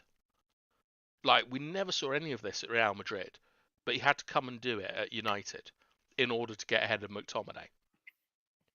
Right? So McTominay raised Casemiro's game, and if we get these players in and they're professionals and they don't start crying about not playing, and the team performs better, then I'm 100% for it. It's almost like the opposite of what's going on at Chelsea, where you've brought in lots of players that worry me.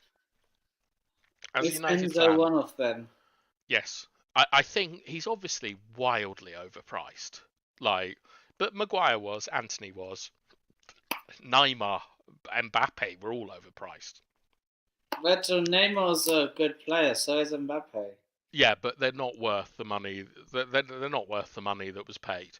And I think Chelsea might have actually got ahead of the market, because if you think back, Mbappe, I'm surprised after the World Cup. He's become such an unlikable player.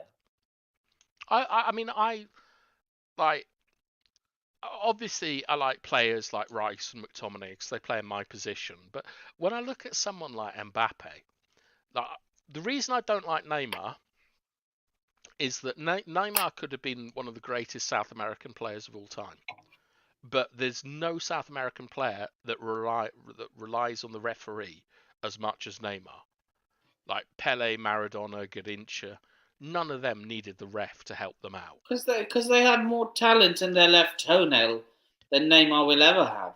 I don't know about that. Neymar's an extraordinarily gifted footballer. Like, there was a But player. you're only deluding yourself if you think he's better than either Pele or Maradona. No, I'm not. Of course, I'm. To be clear, I am. Maradona for me is the greatest footballer of all time. Neymar doesn't Pele get literally close. exists.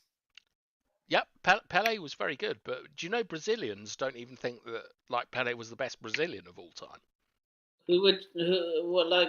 Garrincha? Garrincha. But I think it's Who more would they because say is better than him? than Pele. Yeah. Garrincha. Then why Well, does he? I've had this conversation in Brazil, Nippon. I was stunned, but I was told by a lot of people that Garrincha is their best ever player. And then I read about And Garrincha. he doesn't even have a FIFA card, Garrincha. He does. Does he? Yeah. I haven't kept up with it for a long time then. Yeah, but I love the fact that you're using FIFA as a sort of comparison as who the best player is. I like that. I'll tell you why I think they think Garrincha is better. Is because Garrincha was an imbecile, like, by his IQ. He had an IQ of something like 75. He was born with polio. He didn't actually really like football that much. And he came back in like 62 or something like that for a World Cup where he was fat and unfit, and he was by far the best player. And that appeals to a lot of people in Latin America, that kind of figure. Whereas Pele was a golden boy. He was a bit like a Harry Kane. He never did anything wrong. He always said the right thing. He was boring. And obviously Maradona was not boring. Like, he was a lunatic.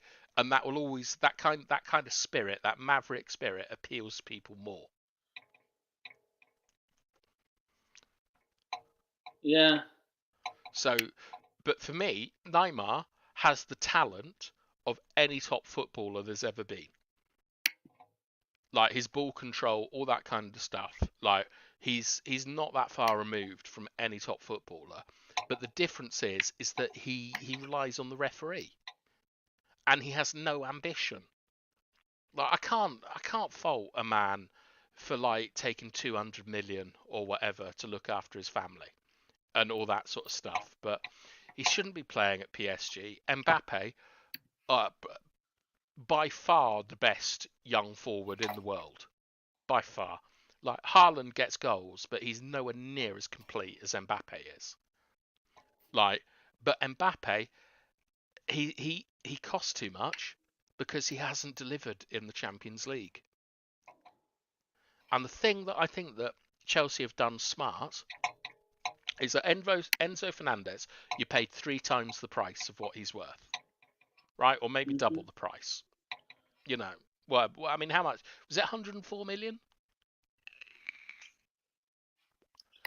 Around that much, but we're paying them in installments. Well, it's not just that. It's that Jude Bellingham is likely to move next summer.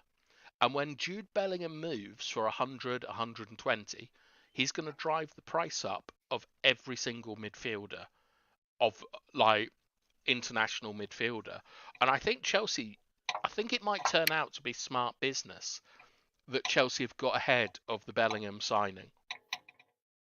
Like, it's going to cripple Liverpool, Man United. City won't go near Bellingham. Why?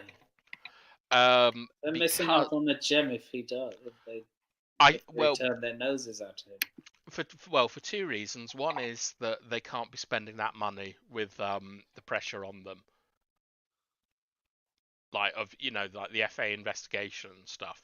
They can't go and put 140 million down on one player. Right.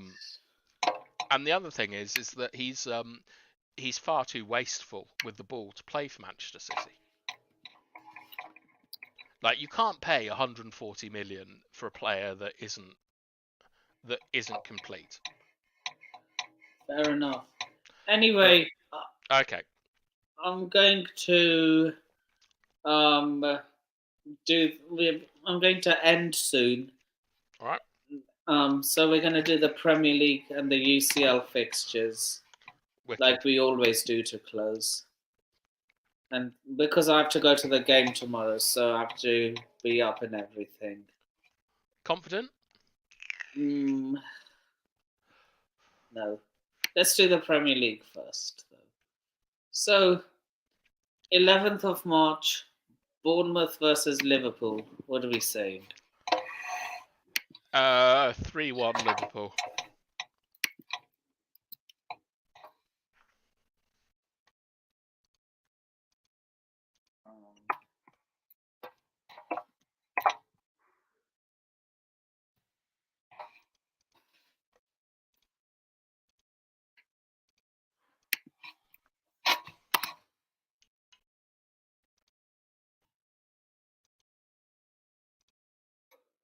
Guys, get involved in the comments if you haven't already.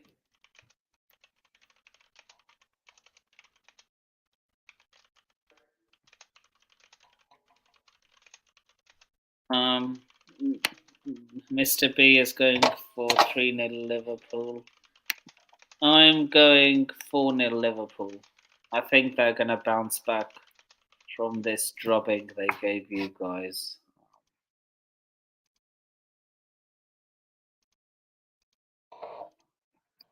What? Sorry, what did you say, Nippon?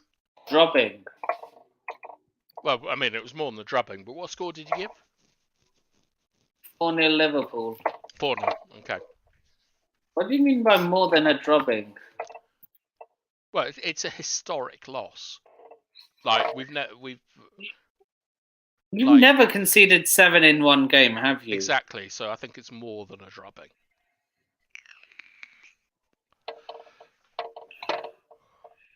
If Alex Ferguson had been behind this result, what do you think he would have done at full time?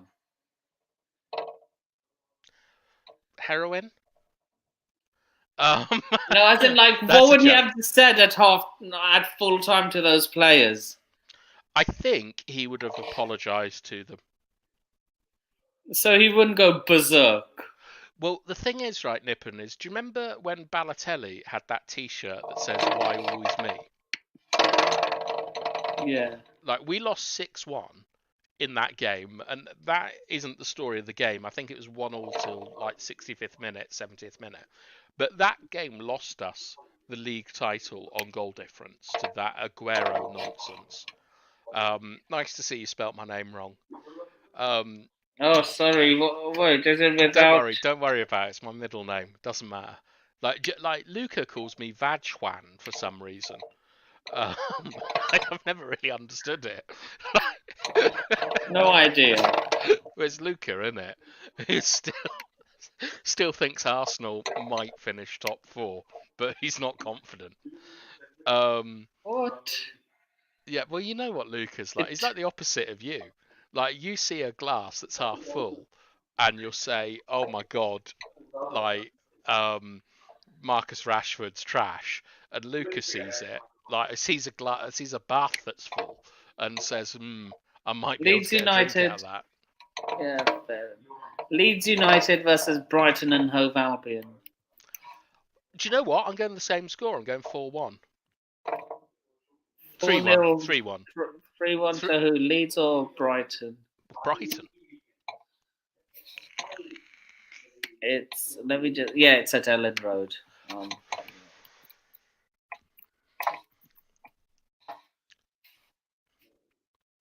Yeah, I tried. Speaking of Leeds, I tried getting that. Oh, Cody. Yeah, I tried getting her on, but she's been really quiet on Twitter today. Big up Cody, though. Subscribe to her channel if you haven't already. Very new to the scene of Always YouTube. good to see you talking to girls, Nippon. Quiet, you. They're not as scary as you thought. You stop it, Ward. You're going to get me cancelled. I'm not doing anything. Anyway, so you're going Leeds United 3-1. 1 to the Seagulls. Yes. Very good football team. You should get their manager, Nippon. No, thank you. I saw this with Graham Potter as well at Brighton. Thing is that like Brighton can score goals now, and under Potter they couldn't. They were an attacking team under Potter too. Yeah, but they didn't score goals. Same as Chelsea. Yeah, I think if we get Enrique, we'll be a much better team. Don't know. I don't. You I don't know rate about that. him? It's not that I don't rate him. It's that I know he can't speak English. I know He look that with he's... Marcelo Bielsa, and look at how many goals Leeds scored under. Yeah, but look, they had to sack him, Nippon, because he nearly got them relegated. Like, I'm not a Bielsa fan. One of the most overrated managers in Premier League history. I prefer Andre Villaboyas to manage my club than Marco Bielsa. Like, I used to watch his Chile, and it was embarrassing. Like, absolute joke. So you think, I forgot. You think, that there'll be a language barrier? Yes, He can use an interpreter. Yeah, he can. Like and Bielsa did. And Poch as well. But the thing is he's also incredibly... Poch eventually learned how to speak English, though. Yeah, but he pretended not to for about 3 years and hid behind an interpreter. I just think Enrique has got the temperament for dealing with the Premier League. Like, I didn't think he dealt with Real Madrid particularly well, and Barcelona. the Premiership. No, but when he was at Barcelona, I don't think he dealt with Real Madrid particularly well, and the pressure that comes from them. So when you've got 4 or 5 teams like fighting for top place or for top 4 in the Premier League, I don't think he'll do particularly well, and he let me down in the World Cup. No, But my mother's Spanish. I wanted Spain to win. But you can't call someone a shit manager if they've won the treble. I'm not saying he's shit. I'm saying I don't think that he would do well at Chelsea. Even if he'd learned how to speak English? I think he'd do better if he learned how to speak English, but it's the same with Ten Hag and Klopp and Pep. When they come into our league, they don't understand the league in the first season. No matter what they do. Yeah, I think Enrique will have the same problem too, but do you not think he'll eventually understand? No? Yes, he will, but I think with his temperament, it won't work out well. It's similar to Antonio Conte. Like, Conte came in and won the league in his first season, which is ridiculous. Only like Jose's really done that before. And they're a similar type of manager. Yeah, they are. And they burnt their squads out and had to leave quickly. And they both had really bad tempers as well. Yeah, like, but the thing is that I just think with like Luis Enrique is that he's only played against one. He's played against 2 types of football. He's played against Spanish football, and he's played against international football, and they're not on the same level as the Premier League. Do you not think it's time for another challenge, though? What, for Chelsea? Oh, for him? Yes, but I think like. All right, Nip, and here's international football clearly hasn't worked out for him. No, Serie A hasn't worked out for him. Then why would the Premier League work out for him? Who knows? Well, right. So the only person I can think of no, that's not even true. I was going to say Benitez because Benitez flopped in Spain before he went to Valencia, and. I think he did well in England, to be honest, Benitez. Yeah, he won Liverpool the Champions League. And he won the UEFA League? I think the Europa League. I think Enrique is incredibly overhyped. He has one of the best midfields in international football in Busquets, Xavi, and Pedri. And he hasn't got them across the line in games. I mean, Italy didn't even qualify for the bloody World Cup, and they knocked Spain out on penalties. Oh, but look, it's penalties. It's the luck of It's like a Yeah, lottery. but it's also international football where like that's what's happening at the end of the game. Like he had the most talented forward line in Europe at one point, and he won the treble, excellent. But he hasn't hit those heights anywhere else. I'd be careful of Enrique. Then who do we go for? Because Graham Potter clearly isn't working out. I think that with Potter, I think you need to give him time. Like, and I think you need to give him a striker. Time? You mean when we're in the championship? Nice. Because it's gonna go that way. But look, if you get a striker in, I think things might be different. Like Sterling hasn't worked out, but he's not a signing. Mudryk, to me, looks a lot better than I thought. He's obviously wildly overpriced, but he's got a lot of talent. There's a black guy that plays on your right wing. He's left-footed. Who's called Madueke. He looks extremely good to me. Extremely good to me. Badashield looks good. Looks good. We don't want Frank. Anyway, you can keep him. I am in the same way, Nippon. A lot of people laughed at me 2 years ago when I said I was 100% Arteta out because I was very scared of what was happening at Arsenal. I could see what was happening. So by the way, this is my Leeds versus Brighton prediction. Leeds United 2, Brighton and Hove Albion 4. Okay, only the 6 goals in that match. Yeah. Okay, what's the next one? Everton versus Brentford. What are we saying? Is Everton at home? Yeah. So Goodison. 1-1. 2 set pieces. What are you going for? 7-6? 2-2? That's your normal one. Everton 2. Brentford 3. You pulled the words right out of my mouth. Only 5 goals. Wow, Nippon. I'm disappointed. Normally it's 6 goals. Mr. B has gone for 1-2. I don't think that's a crazy scoreline. Brentford. You're going for a 1-1 draw, yeah? Yeah. Did you know that Liverpool FC was initially called Everton Athletic? Yes. And Everton was initially called Liverpool. I did. That astounded me so much. Well, it's England, isn't it? Everything's mental.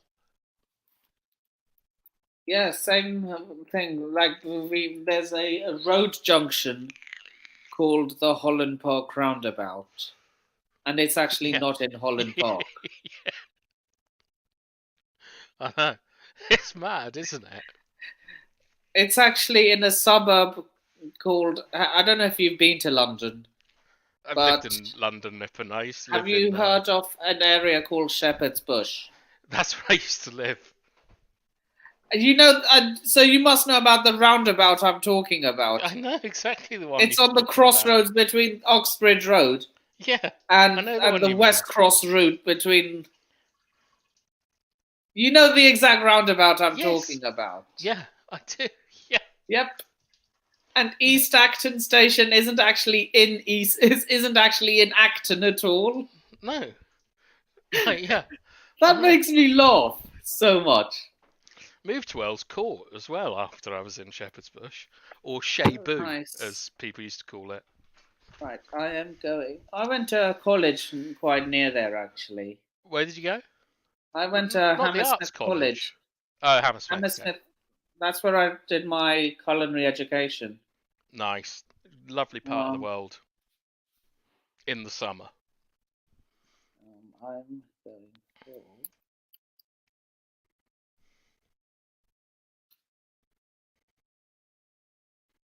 Everton. Are you getting on well with your job? Yep. Good for you, Nippon. That's excellent. Very impressed that there's a lot of people on social media and YouTube football who literally just sit in their bedroom all day. So I think it's fantastic Streaming. that you got out and got a job and a career. Yeah, Everton won, Brentford. Next fixture. Who have we got? Leicester City versus Chelsea. I'm going to be doing a preview for that. I'm going to try and get Brad or Christopher on. I Can I think say my honest thoughts on this? 0-0. 1-1. I'm going for 1-0. a 1-0. Okay, yeah, I was thinking 1-1 as well, but just Chelsea don't score goals, but they don't give up a lot of chances. So I think 0-0. And I think an away point is a good point for you at the moment. I think an away point is a good point for any team if you're not Man City or Arsenal. Or Man United at Anfield, as you claimed earlier. But look, Liverpool are shit. Well, they're above you in the table, and they battered us 7-0. Well, Can't be what that a- shit. What a trophy for them, eh?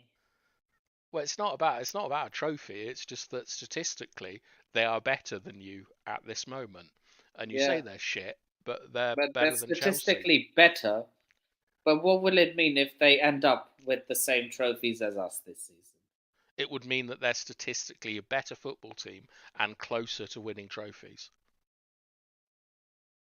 Look, both of our teams go closer, but they are still as far away from winning trophies as we are at this No, moment. they're in not, time. because closer means that you are closer, and you But are they further. are. But they're not winning any trophies anytime soon. No, but they're like closer Chelsea. they're closer to winning trophies. Are Chelsea in any competitions to win a trophy this season? No, Liverpool, but neither are Liverpool. Oh no, you're still in the Champions League actually. Nah, that's a write-off, mate. Well, for Liverpool it is, but maybe not for Chelsea. I saw Rangers smack up Dortmund last year. Like, you've got a chance against Dortmund. We are not. Okay, we might have a chance against Dortmund. But what happens when the big boys come? Man City, Real Madrid. We're getting piped if we get any of those teams. Who are you most scared of? Shall I be honest? Yeah. If Liverpool somehow turn that deficit on its head at the Bernabeu, I will be scared of them. And I think this sounds crazy. all of Europe would be terrified if they win by 5 goals at the Bernabeu. Look, this sounds crazy given how bad they are in the league. But if there are two teams you should never write off in Europe when it comes to Premier League teams, it's Chelsea and Liverpool. Yeah. Would you prefer to play Liverpool or Chelsea in the next round? What? Sorry, Liverpool or Real Madrid? Neither. No, you have to play one of them. These are the rules. It'd be Real Madrid, wouldn't it? Probably Real Madrid because they have more. They have more. Huh? And plus, we owe them one from last season as well. So yeah, Real Madrid. Yeah, and also shout out to Brentford. Completely correct. You're having a great season. And fully deserved. Look, if Chelsea isn't the one who makes Europa League, I hope it's Brentford.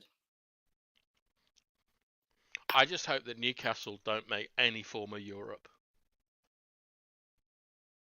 They're going to, whether you like it or not. Better not be Champions League. I prefer Liverpool to get Champions League than Newcastle. Newcastle are a dangerous animal, Nippon. Man, but Liverpool are your eternal rivals. You should never want them to get anything. Nippon, if Newcastle get top 4, they are 6 years ahead of progress to get in a Champions League. To get in a Champions League. My prediction is the same as yours, by the way. Nice. Liverpool are already a rival, We don't need another rival. But that rivalry stems back to much more than just football. It stems does. back It to the stems back to- industrial It stems back to the industrial revolution. Well, I'm not sure if Like, 1878 trading is and all that didn't. Yes, it's canals. It's about the time Yeah. when Liverpool tried to starve us. But that was 1878. So I'm not sure if that's the Industrial Revolution. But Oh, sorry. that's Yeah, for Luddites out there. yeah. It stems back Yeah. generations. It's more than just football. Absolutely, 100%. 100%. You couldn't be more correct. But the fight between Qatar and Saudi stems back thousands of years, and if the Qataris take us over, we don't want Newcastle. Like, So near will they be Championship. your new most hated team? Will they overtake Liverpool? No, With your most hated team. I think only. I don't think anyone can ever overtake Liverpool as our most hated team. Some people will say Leeds. Leeds would need success, and they're allergic to success. Well, so are Tottenham. Exactly. Like, I don't know why you brought Tottenham into it, but You said Leeds are allergic to success. I was just naming another club that were allergic to success. Well, so in Newcastle, but like Leeds and Tottenham don't have the money that Newcastle has. I'm sorry, but even if they try to avoid success, Newcastle won't be able to avoid that. Exactly, and that's why I don't want them getting in Europe like early. I'm very disappointed with Chelsea and Liverpool for not having fourth place like sort of confirmed. We can't allow Newcastle to get fourth place. Still not a foregone conclusion. Well, I just don't want them anywhere near Europe. I want them down to 11th. I'd take any other club in the Premier League. They're complete. They're finishing top half. There's nothing to do about it. I think they're going to finish 6th. Tottenham Forest. I'll shock you here, Nippon. Are you ready to be shocked? Yeah.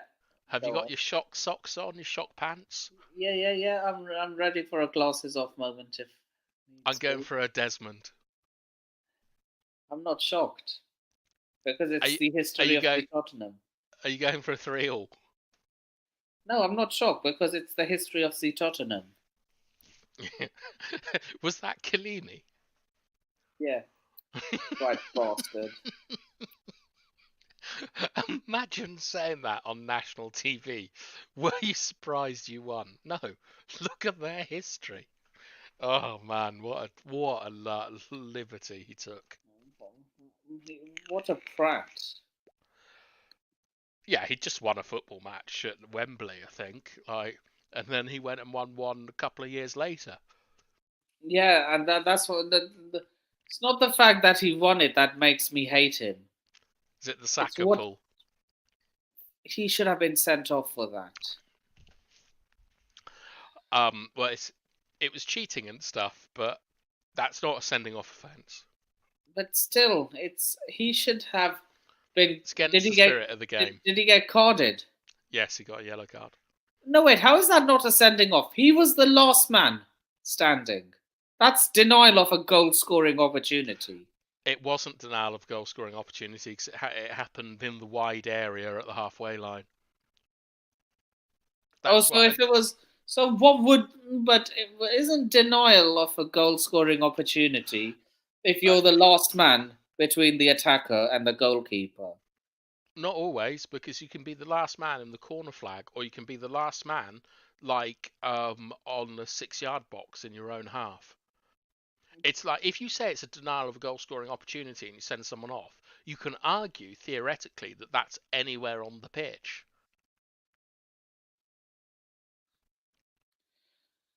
But, yeah, that's what I always thought a goal-scoring opportunity was, that if you're the last man between the attacker and the goalkeeper. No, it's about distance and things. I do understand the rules are very confusing now. Do you think he would have, say, if he was closer to the goal, do you think he would have done that? No. So he's not that stupid. No, he knew exactly what he was doing. It's like, do you not remember, like, a story came out recently about Mourinho, where he said, like, if two centre backs are on the floor, play can't go on or something. Like, he read the rule book and he found an obscure law and just, like, milked it. Like, Chiellini knows what he's doing, and I wish that Harry Maguire was more like Chiellini, because everyone goes on about Harry Maguire, like, is too slow to play in a high line, but Otamendi and Chiellini did it all their career, and they're not faster than Maguire. But Otamendi and Chiellini are both better defenders than Harry Maguire. Are they better in the air? Maybe Chiellini, Otamendi, no. What they are is they're more savvy defenders than Maguire. Maguire's still a very good centre back, but he's not on their level. Well, he is on Otamendi's level, but he's not on Chiellini's level, because Chiellini is one of the best centre backs that Europe's seen in the last 10 years. So my prediction is Tottenham 1, Nottingham Forest. Sorry, Tottenham 2, Nottingham Forest 1. I can't believe you're giving Tottenham a win, Nippon. Look, it's the history of the Tottenham. What's beat Nottingham Forest? They are an up and down club. Sometimes they win, sometimes they lose. Sometimes they may be good, sometimes they may be shit. Are you scared of Harry Kane going to United? Yes. Nice. Do you think he's going? I do. I think. Do you think it's a Van Persie moment for Tottenham? No, because Arsenal have won stuff. No, that's not what I'm trying to say. Like, he ditched a North London club to go to United. Oh yeah. Then of course. But the thing is that at that time, like, there was fresh memory of Arsenal and Man United being the biggest game. The Premier League is pretty. Do you think Tottenham fans will be mad at Harry Kane the way Arsenal fans were at Robin van Persie? I don't think so, on the basis that Kane should have moved 4 years ago. Like, as Mr. B says, Kane should have left ages ago, and he stayed on when Mourinho came in, and then for some reason they fired Mourinho days before a cup final. Like, I think Kane's given everything to Tottenham, and it's a bit like with Rangers. Obviously, you would have been in two minds when this happened, but Brian Laudrup moved from Rangers to Chelsea because he felt it's a win-win for me. It's a win-win for me. Exactly, but Rangers fans still put Brian Laudrup as one of their greatest ever players. Like, they were gutted when Laudrup moved, but they understood, and I think Tottenham fans will understand. Like, they still love Teddy Arsenal Sheringham. Fans didn't. Do you? Yeah. Speaking of, I was literally going to get to him. Do you think Harry Kane could be a Teddy Sheringham 2.0? I bloody hope so. He's a better player than Teddy Sheringham. Like, look, they have so much in common. Both London born and bred. Yep. Both went to Tottenham. One could play for United. One did play for United. I'm not sure. I think that maybe Sheringham might have had an FA Cup at Tottenham. I'm not sure. I think they won in '91 with Klinsmann. I don't quote me on that. Yeah, they did. They won it in '91 in a North London derby final. Oh, imagine being an Arsenal fan and Tottenham and never win anything, and then they bloody do you in the FA Cup. Imagine this. Like, say, a few years down the line, change of ownership, and Tottenham win a Europa League, beating Arsenal in the final. How bad would that laugh be? A lot. I mean, I thought Chelsea beating Arsenal in Baku was funny. That's betrayal. That's not the same. That is not the same as Van Persie to Man United. I mean, like, for me as a United fan, like, I hated Peter Schmeichel going to City because he celebrated against us. I do not begrudge Andy Cole going to City, but if Why? Man, they both went to the same club because they weren't our. the difference is right is that Schmeichel celebrated a United It's losing, safe. and the thing Oh. is that if a United player, like Tevez was bad, but if a United player went to Liverpool direct, I just couldn't take it. Can you imagine Marcus Rashford going He to would never Liverpool? do that, though. He would Exactly, never but do that. that's what Sol He's- Campbell did, and I think for Arsenal fans, Van Persie moving to United was similar because we were such It's strong not, though. rivals. It's not, though. It is No, I so. agree. I agree. It's not, but it might be a snaky move, but Sol Campbell to Arsenal was a proper. disgusting. It was a betrayal. I can't think of a transfer except possibly, you'll know who this guy is, apart from possibly Mo Johnson, that is more inflammatory. Where did what club to what club?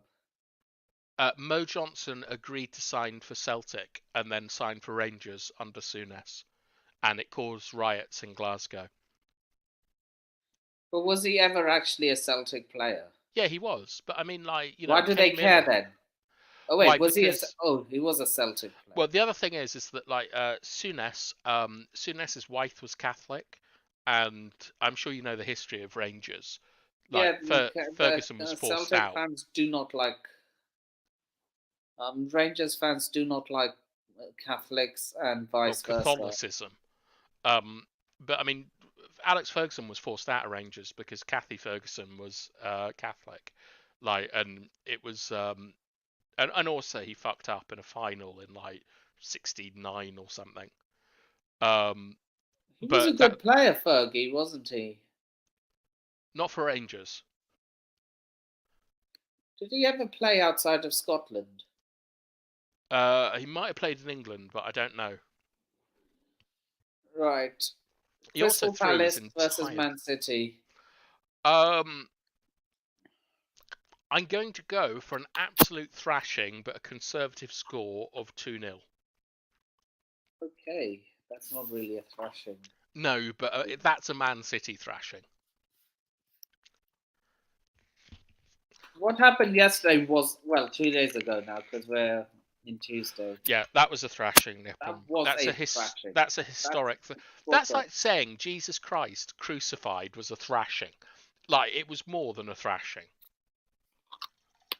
So it's basically impaling your whole body. It's like, bruv, it is the biggest defeat Man United have had in the Premier League, and I remember us losing 5-1 to Newcastle United and then losing 6-3 to Southampton, and it wasn't as bad as yesterday. And that happened in the same week, by the way.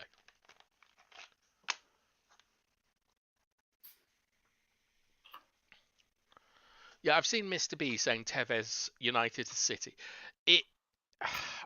City, I know this sounds ridiculous. City are not our rivals.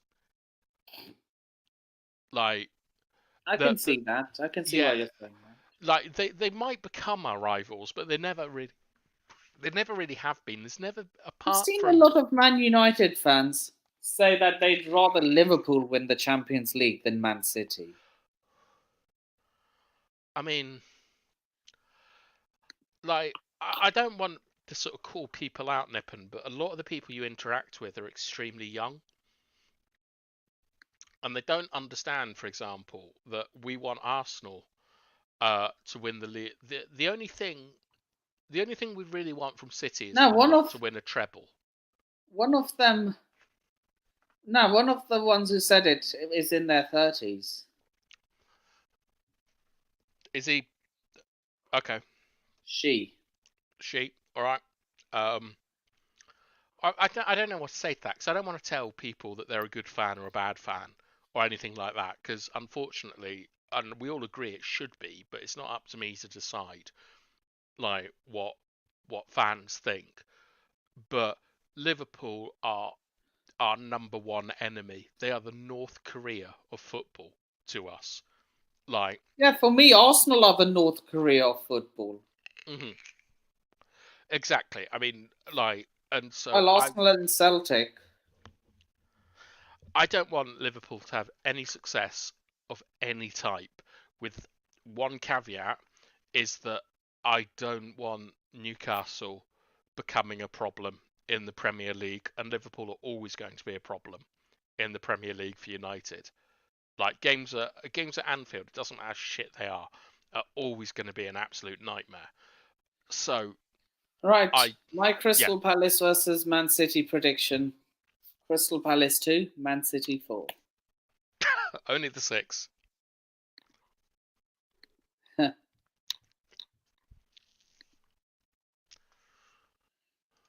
Man United versus Southampton. What are we saying? 1-0 United.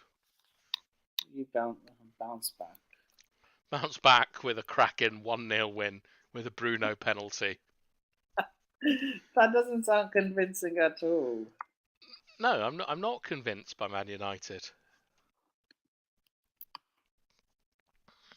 Still, even with a new manager in charge.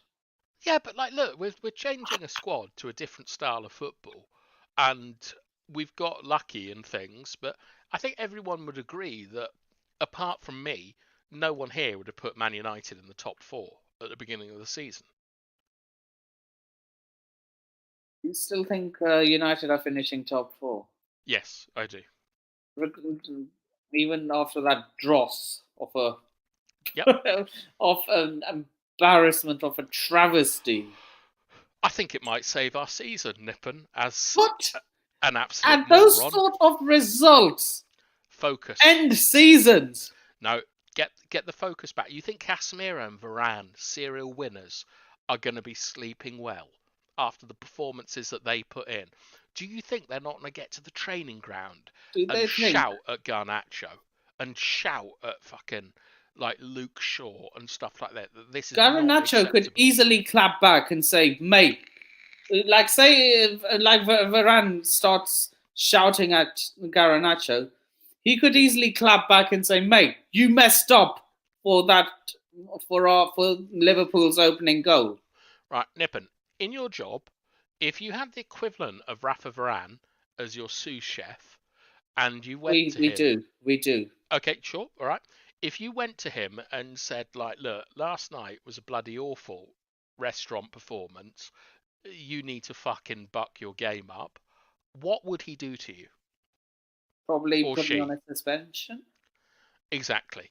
So how do you think Garnacho, who's not even an international footballer, can talk to a World Cup winner and 4-time But he's Champions telling League him the winner? truth. He did fuck up in that game. Yeah, but the thing is that it's Garnacho has never hit the standards that Varane has or Casemiro, but that team needs to bloody focus and stop thinking they're so good and go out and prove that they are that good. So I'm hoping that this result is what gets everyone focused again. Like Rashford, I want to see him doing that bloody celebration where he points to his head. Like, I want Bruno With putting this. in the... Yeah. I You want mean Bruno the Ruben Neves celebration? Look, Ruben Neves is bloody shit, to be honest, as a central midfielder for a Premier League standard. But I just want them to focus, get back, win another trophy, and get us top 4. And that is the minimum that I expect from them after shipping 7 goals against Liverpool. So my one, I'm going with a more funny. I'm going Man United 5. Yes, you heard that. Okay. 5. Southampton 2. You think we'll... Okay. You think Maguire will start? No. What, you think Shea Adams is going to get a double? Mr. B, you can go be yourself. 10-0 Southampton. Yeah. You're giving them more than 50% of the goals that they've scored this season at Old Trafford. He's probably playing. Come on, Of course he's playing. yeah, he's being. There we this go. is a serious one. Here we go. Yeah, there we go. I know he's playing. Hello to Kabir Guy. Big up, Kabir. I hope you're doing well, my friend.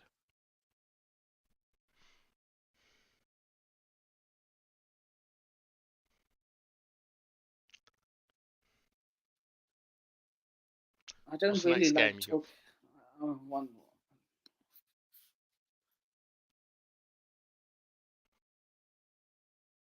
Like, if you want to end Nippon, we can do score predictions in the chat after the stream has ended.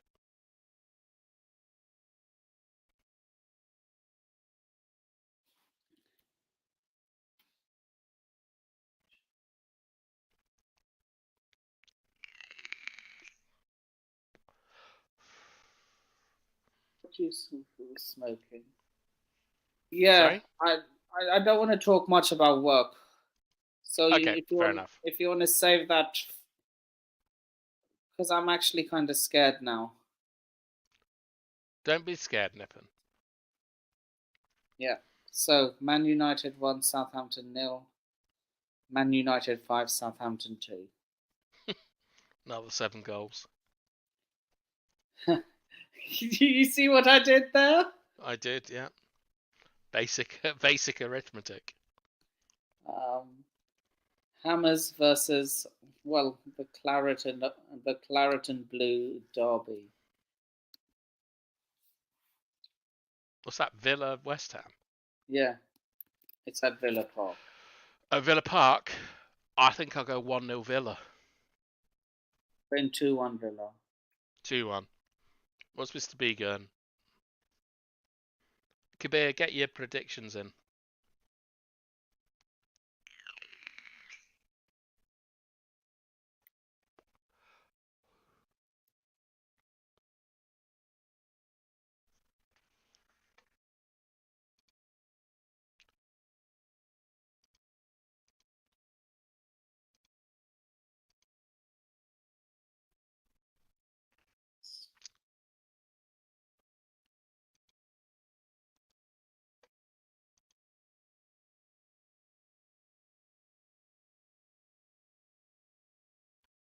Oh, my bad. Sorry. You might have to reverse your prediction. It's actually at the Olympic Stadium. Oh, then I will go for 1-1.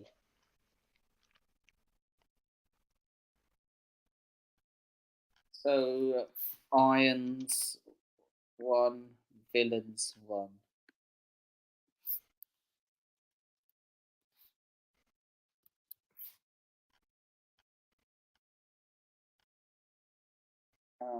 Mr. P is going 2-1 to the Irons. Is he? Yeah, I am going to go for. Are you going for 4-4? West United. This is my prediction.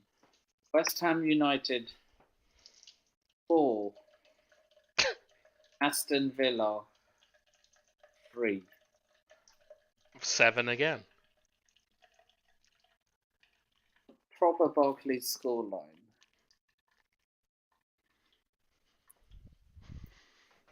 Seven's proving to be quite the popular number. Yeah. You concede 7. I'm predicting you to for a 7-goal thriller. Just in your next game. hearing that from you, you conceded 7. Chelsea lost a game by 7. Not this season. But in the Premier League? Yeah, in the Premier League, but this season we haven't. Who do you concede 7 to? Not this season. Yeah, but obviously not this season, but in history. Can't remember at this moment in time. I remember conceding 6 to Man City. I'll ask Chat GPT, see what it says.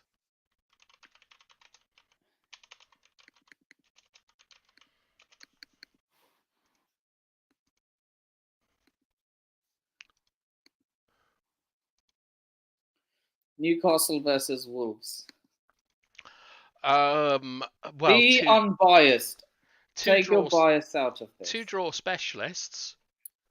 I think 1-1. Well, that's being generous.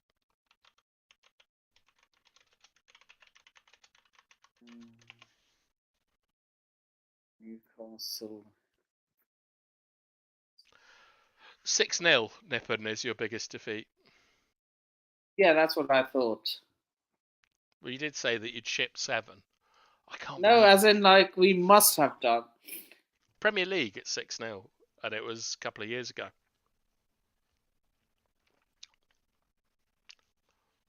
Right. I'm going for a Desmond.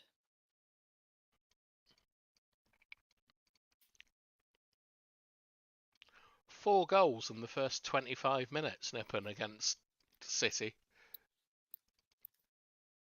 Yeah. Aguero scored a hat trick. He was a pajero. Huh? He was a pajero. Pajero, what does that mean? It means someone who's incredibly tired because they spend the majority of their time wanking.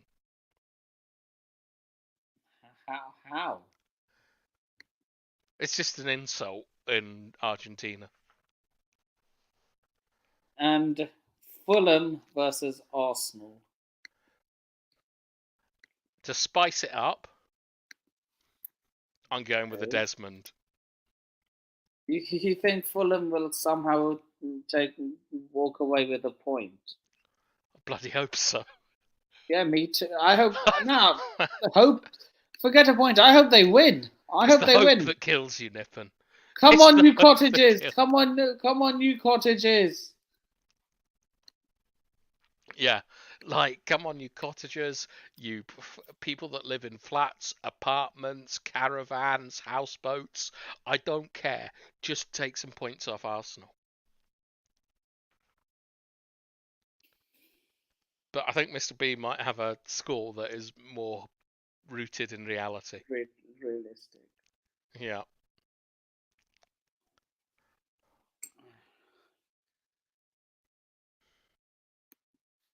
I think it's going to be a Desmond as well. Nice. We're in agreement, as always.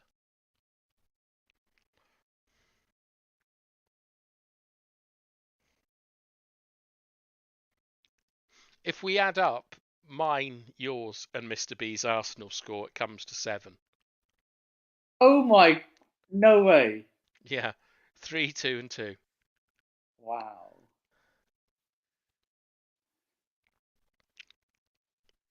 Right. Now we've done the Premier League. Now it's time to do the UCL predictions. Chelsea versus Borussia Dortmund. 2-0 Chelsea.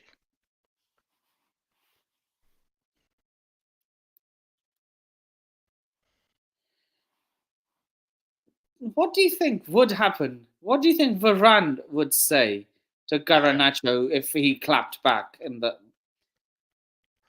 I'd saying you were at fault for the first goal?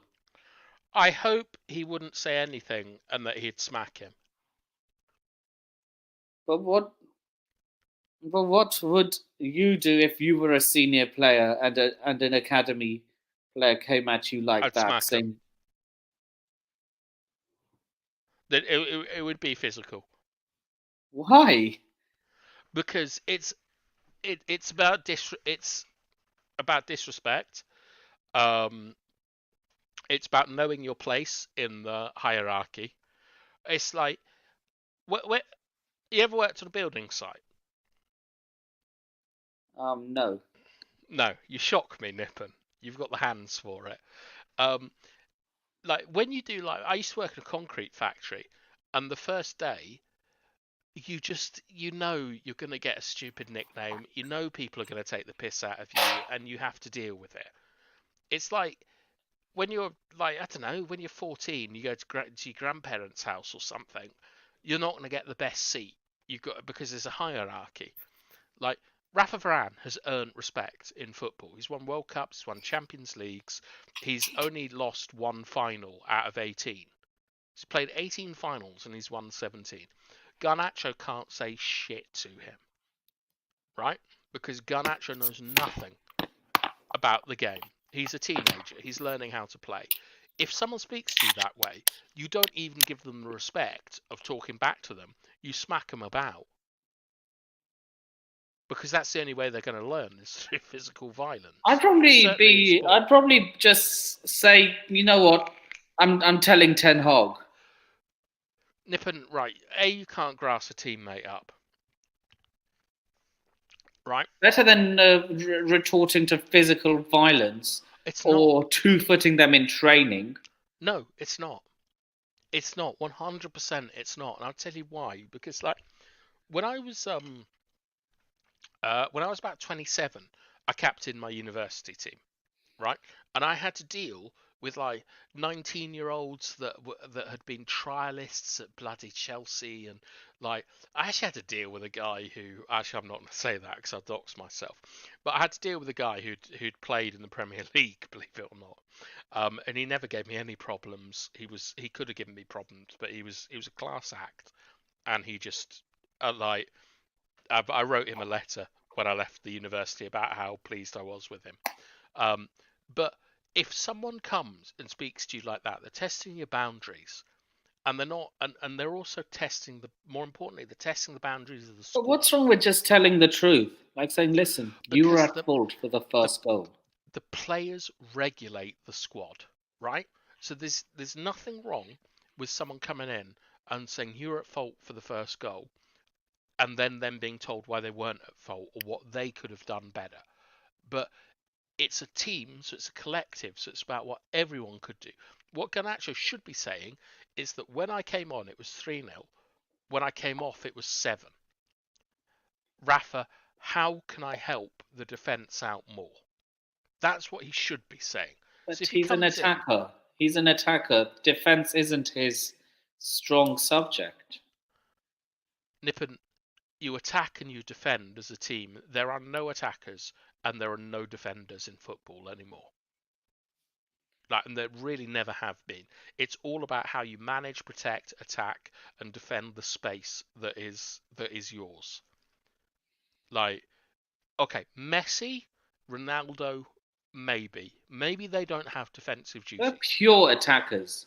Yeah, but even Benzema has to do defensive work. He has good link-up play, Benzema.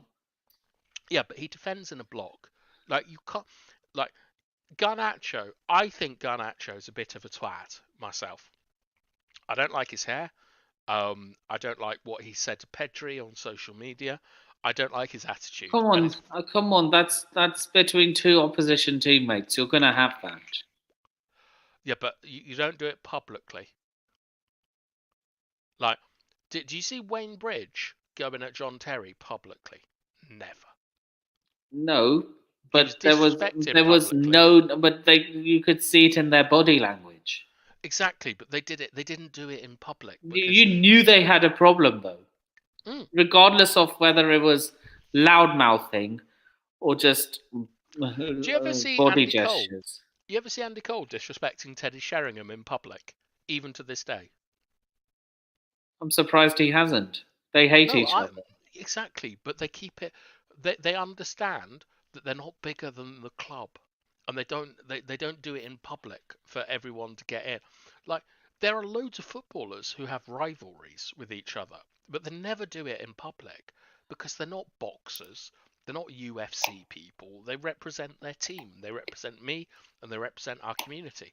And for Garnacho to go out and be doing this stuff, Garnacho seems to be the type of guy who would say to Varane that, listen, don't come at me when you effed up for Cody Gakpo's goal.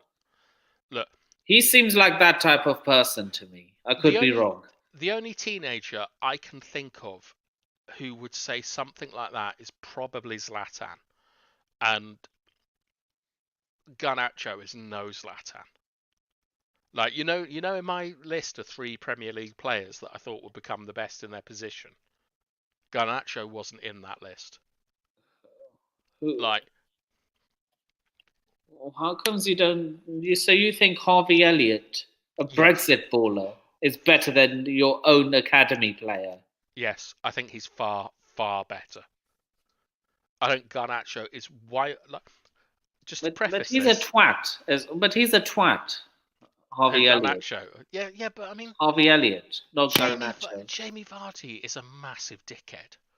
Like, so is like Ivan Toney. I don't remember seeing what's his name. I don't remember seeing Garnacho throw flares into a crowd of people Like what? Like Richarlison. like and Harvey Elliott.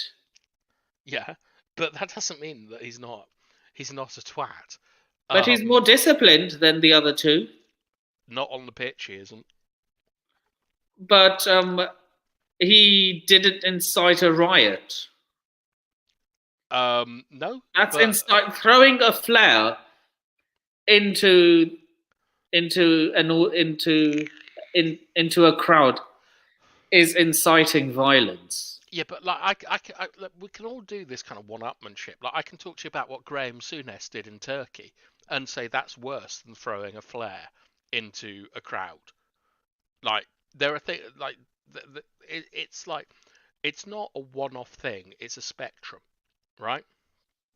And But Graham Souness is a dickhead anyway, even in punditry. He was a dickhead on the pitch I have to say, like, with Graham Souness, and off it. I know a lot of people dislike Graham Souness. I have all the time in the world to listen to what Graham Souness says because he's one of the greatest players that. What? Britain's He's a total produced. what? He's a backward-thinking bigot. He's a total racist. Right.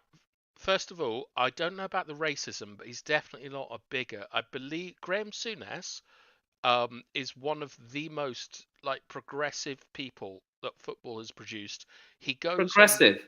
He goes he always goes on about Pogba though.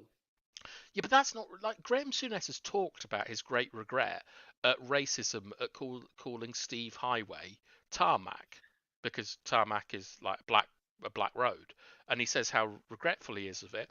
Every year, Graham Souness goes on a gay pride float at Brighton. Like, Graham Souness he's many things, but he is He's progressive for Rangers, and he's progressive in modern society. I understand that people. Are you sure he's not doing that to point score? Or what other football? I don't care if he's doing it to point score. He's out there on a bloody gay parade as Graham Souness waving a rainbow flag about. Like, Gary Neville gives it all this stuff about like workers' rights and socialism, and he's taking money from Qatar. But he's also a member of the Labour Party who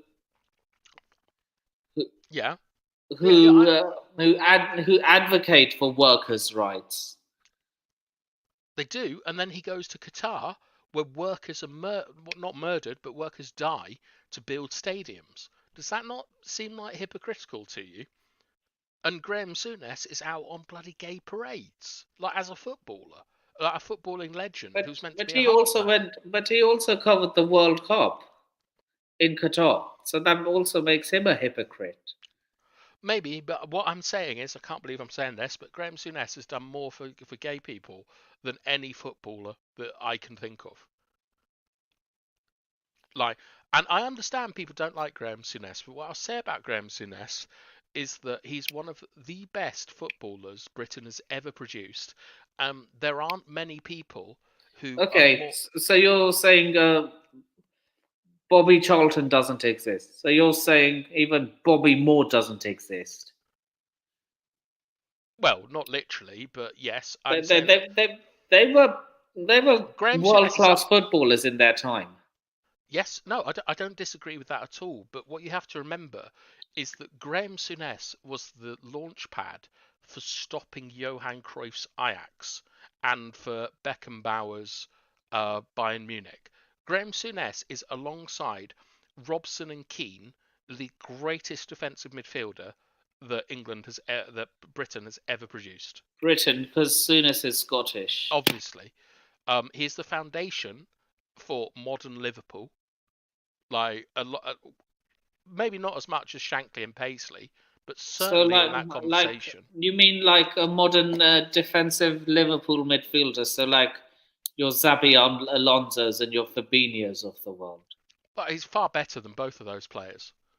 Like the thing with Souness is one of the only people on television alongside Keane that can speak about other players and He's the most successful player on Sky Sports.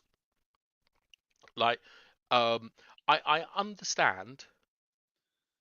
Yeah, no, I'm sorry. I'm just reading Mr. B's comments. I'm not sure if I agree with you. I think, to be honest, Alex Scott is the one that surprises me. As I don't know if she's a lesbian, but she's definitely bisexual.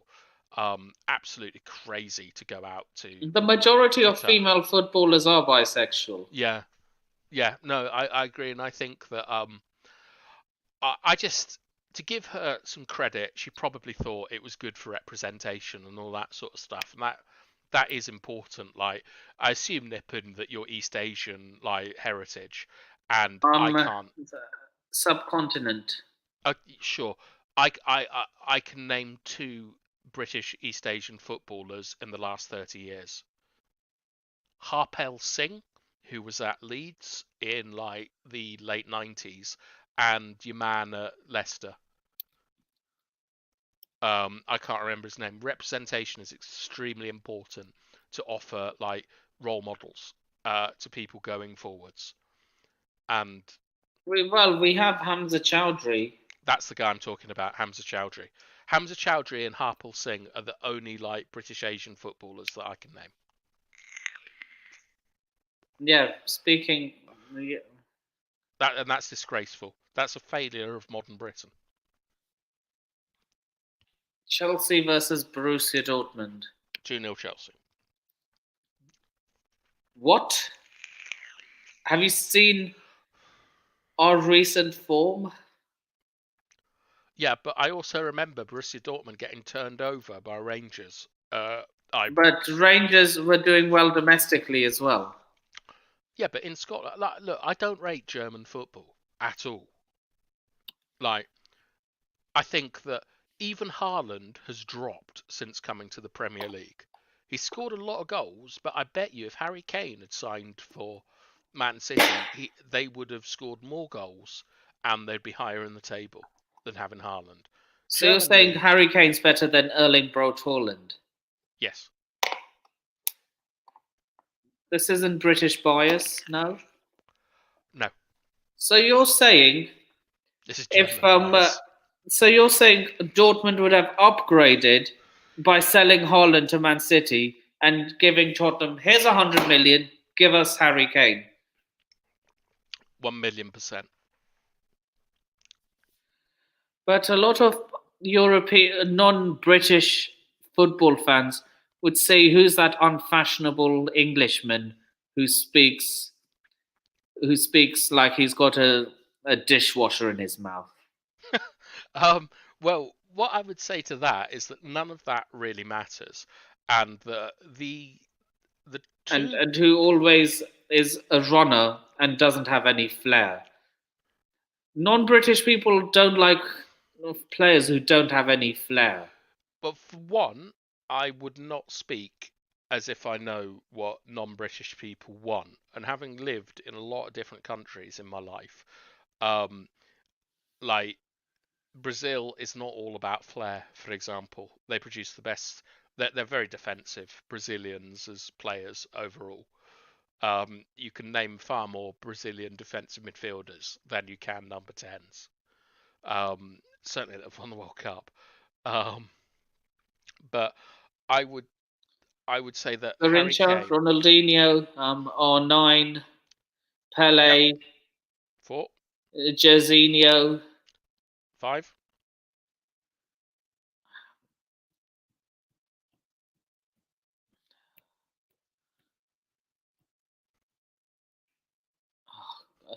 Maybe there's probably more. Rivaldo, 6. Romario. Not a number 10. But isn't he an attacking-minded player? Yeah, but he was a straight number 9. He was the king of the toe poke. Like, I might give you Bebeto as a number 10, but not Romario. Okay, so... Oh, God. You know what? People are going to probably laugh at me for saying this. 6-0. No. 3-0. Conservative. Chelsea 2. Yeah. Borussia Dortmund won. So, yeah, but that's not a result. Because that will go to penalties, won't it? They're 1-0 up. Extra time. All right. So who wins the tie? Good penalty savers at Chelsea. We don't have many good penalty savers. Kepa's very good at penalties, isn't he? Do you see what he did in both cup finals? No. Well, while Liverpool won them, and he was in goal for both penalty shootouts. So you're saying 2-1 Borussia Dortmund to win on penalties? I'm actually gonna say two. I'm gonna say 2-0 Chelsea. Well, I don't think you were. You were going 2-1 Chelsea. Um, If it goes to penalties, who do you think will win? that's a lottery. I can't. I'm going. What? Yeah, I'm going. I'm going 2-0 Chelsea. Shout out to Mr. B. I don't know who Baba Rahman is, but I hope he does well. Chelsea 2. Next game. Who we got? Benfica versus Club Brugge. I have literally no idea, so I'll go 1-0 home win.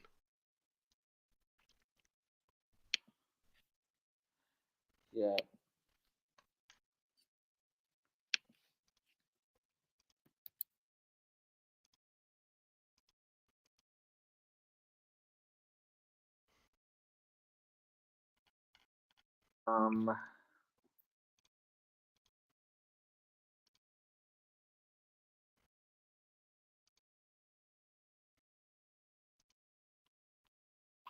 Should we call it here, Nippon? Like, I think everyone's very tired.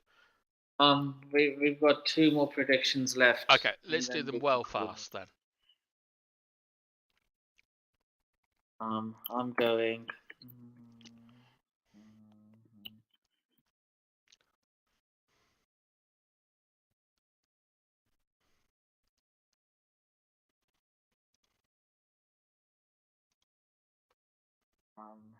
And here we go.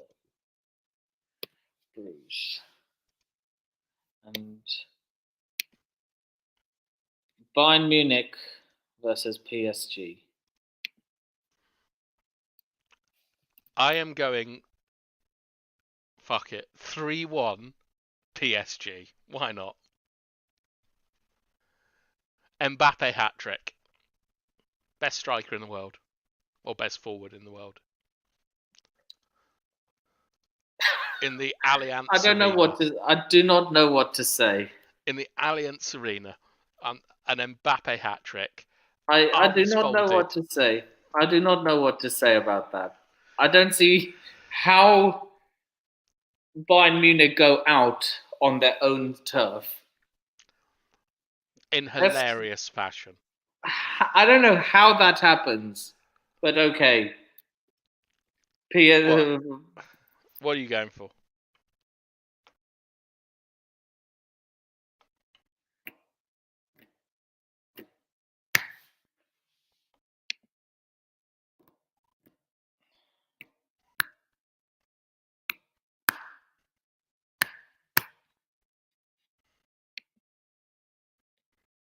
Two-one PSG, and then it goes to penalties. So, you've literally just gone 1 goal less than me and tried to laugh at me for it. That seems hypocritical, Nipple. I keep contradicting myself. For some reason, it seems to just bounce back at me.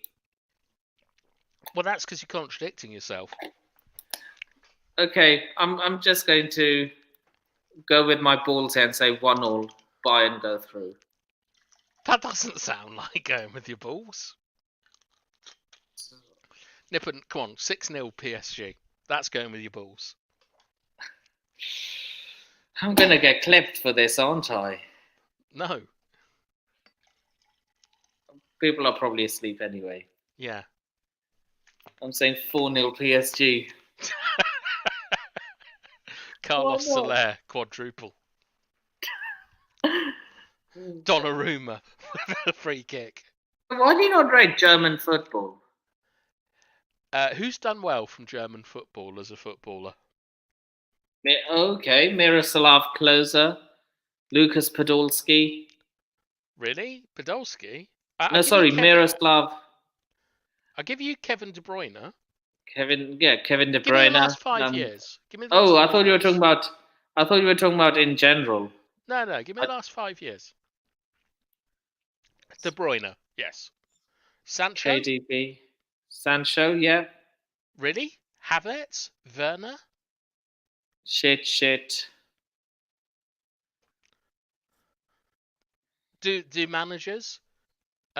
Like Frank's done okay. Hasenhüttl? Frank's Danish. Yeah, but he came from German football, didn't he? Back then- Klopp's doing all right. Yep, Klopp. You know who else I Ragnick? think would do good? You know who else I think would do good in the Premier League? Nagelsmann? Hansi Flick. Why? Germany haven't qualified for a World Cup in over 15 years. You mean From for the second round, for the knockout stages. No, for 10 years. Well, look, it's his first time managing an international tournament, so obviously there was going to be a hiccup. They lost to Japan. Still, a hiccup. Did they concede Spain against lost to Costa Japan. Rica? Yeah, I know. Did they concede against I think Costa Rica? I think they conceded 2, but Yeah. still. PSG. Gundogan has done well since coming from Germany. Yep.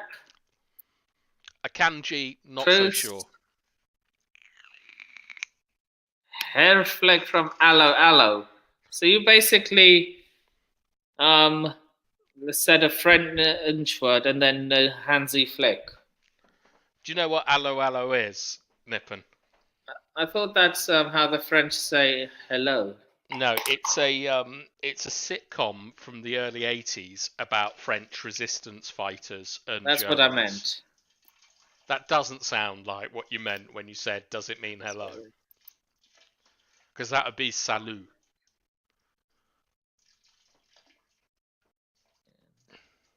Okay, I'm going Bayern 2.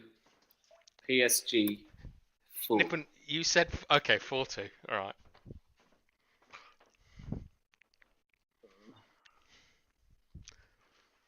And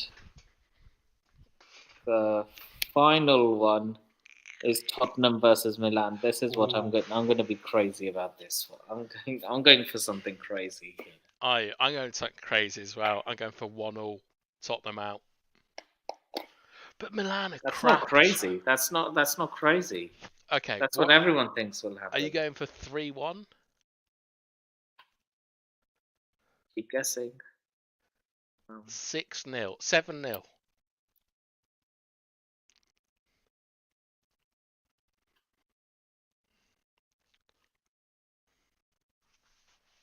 I'm going.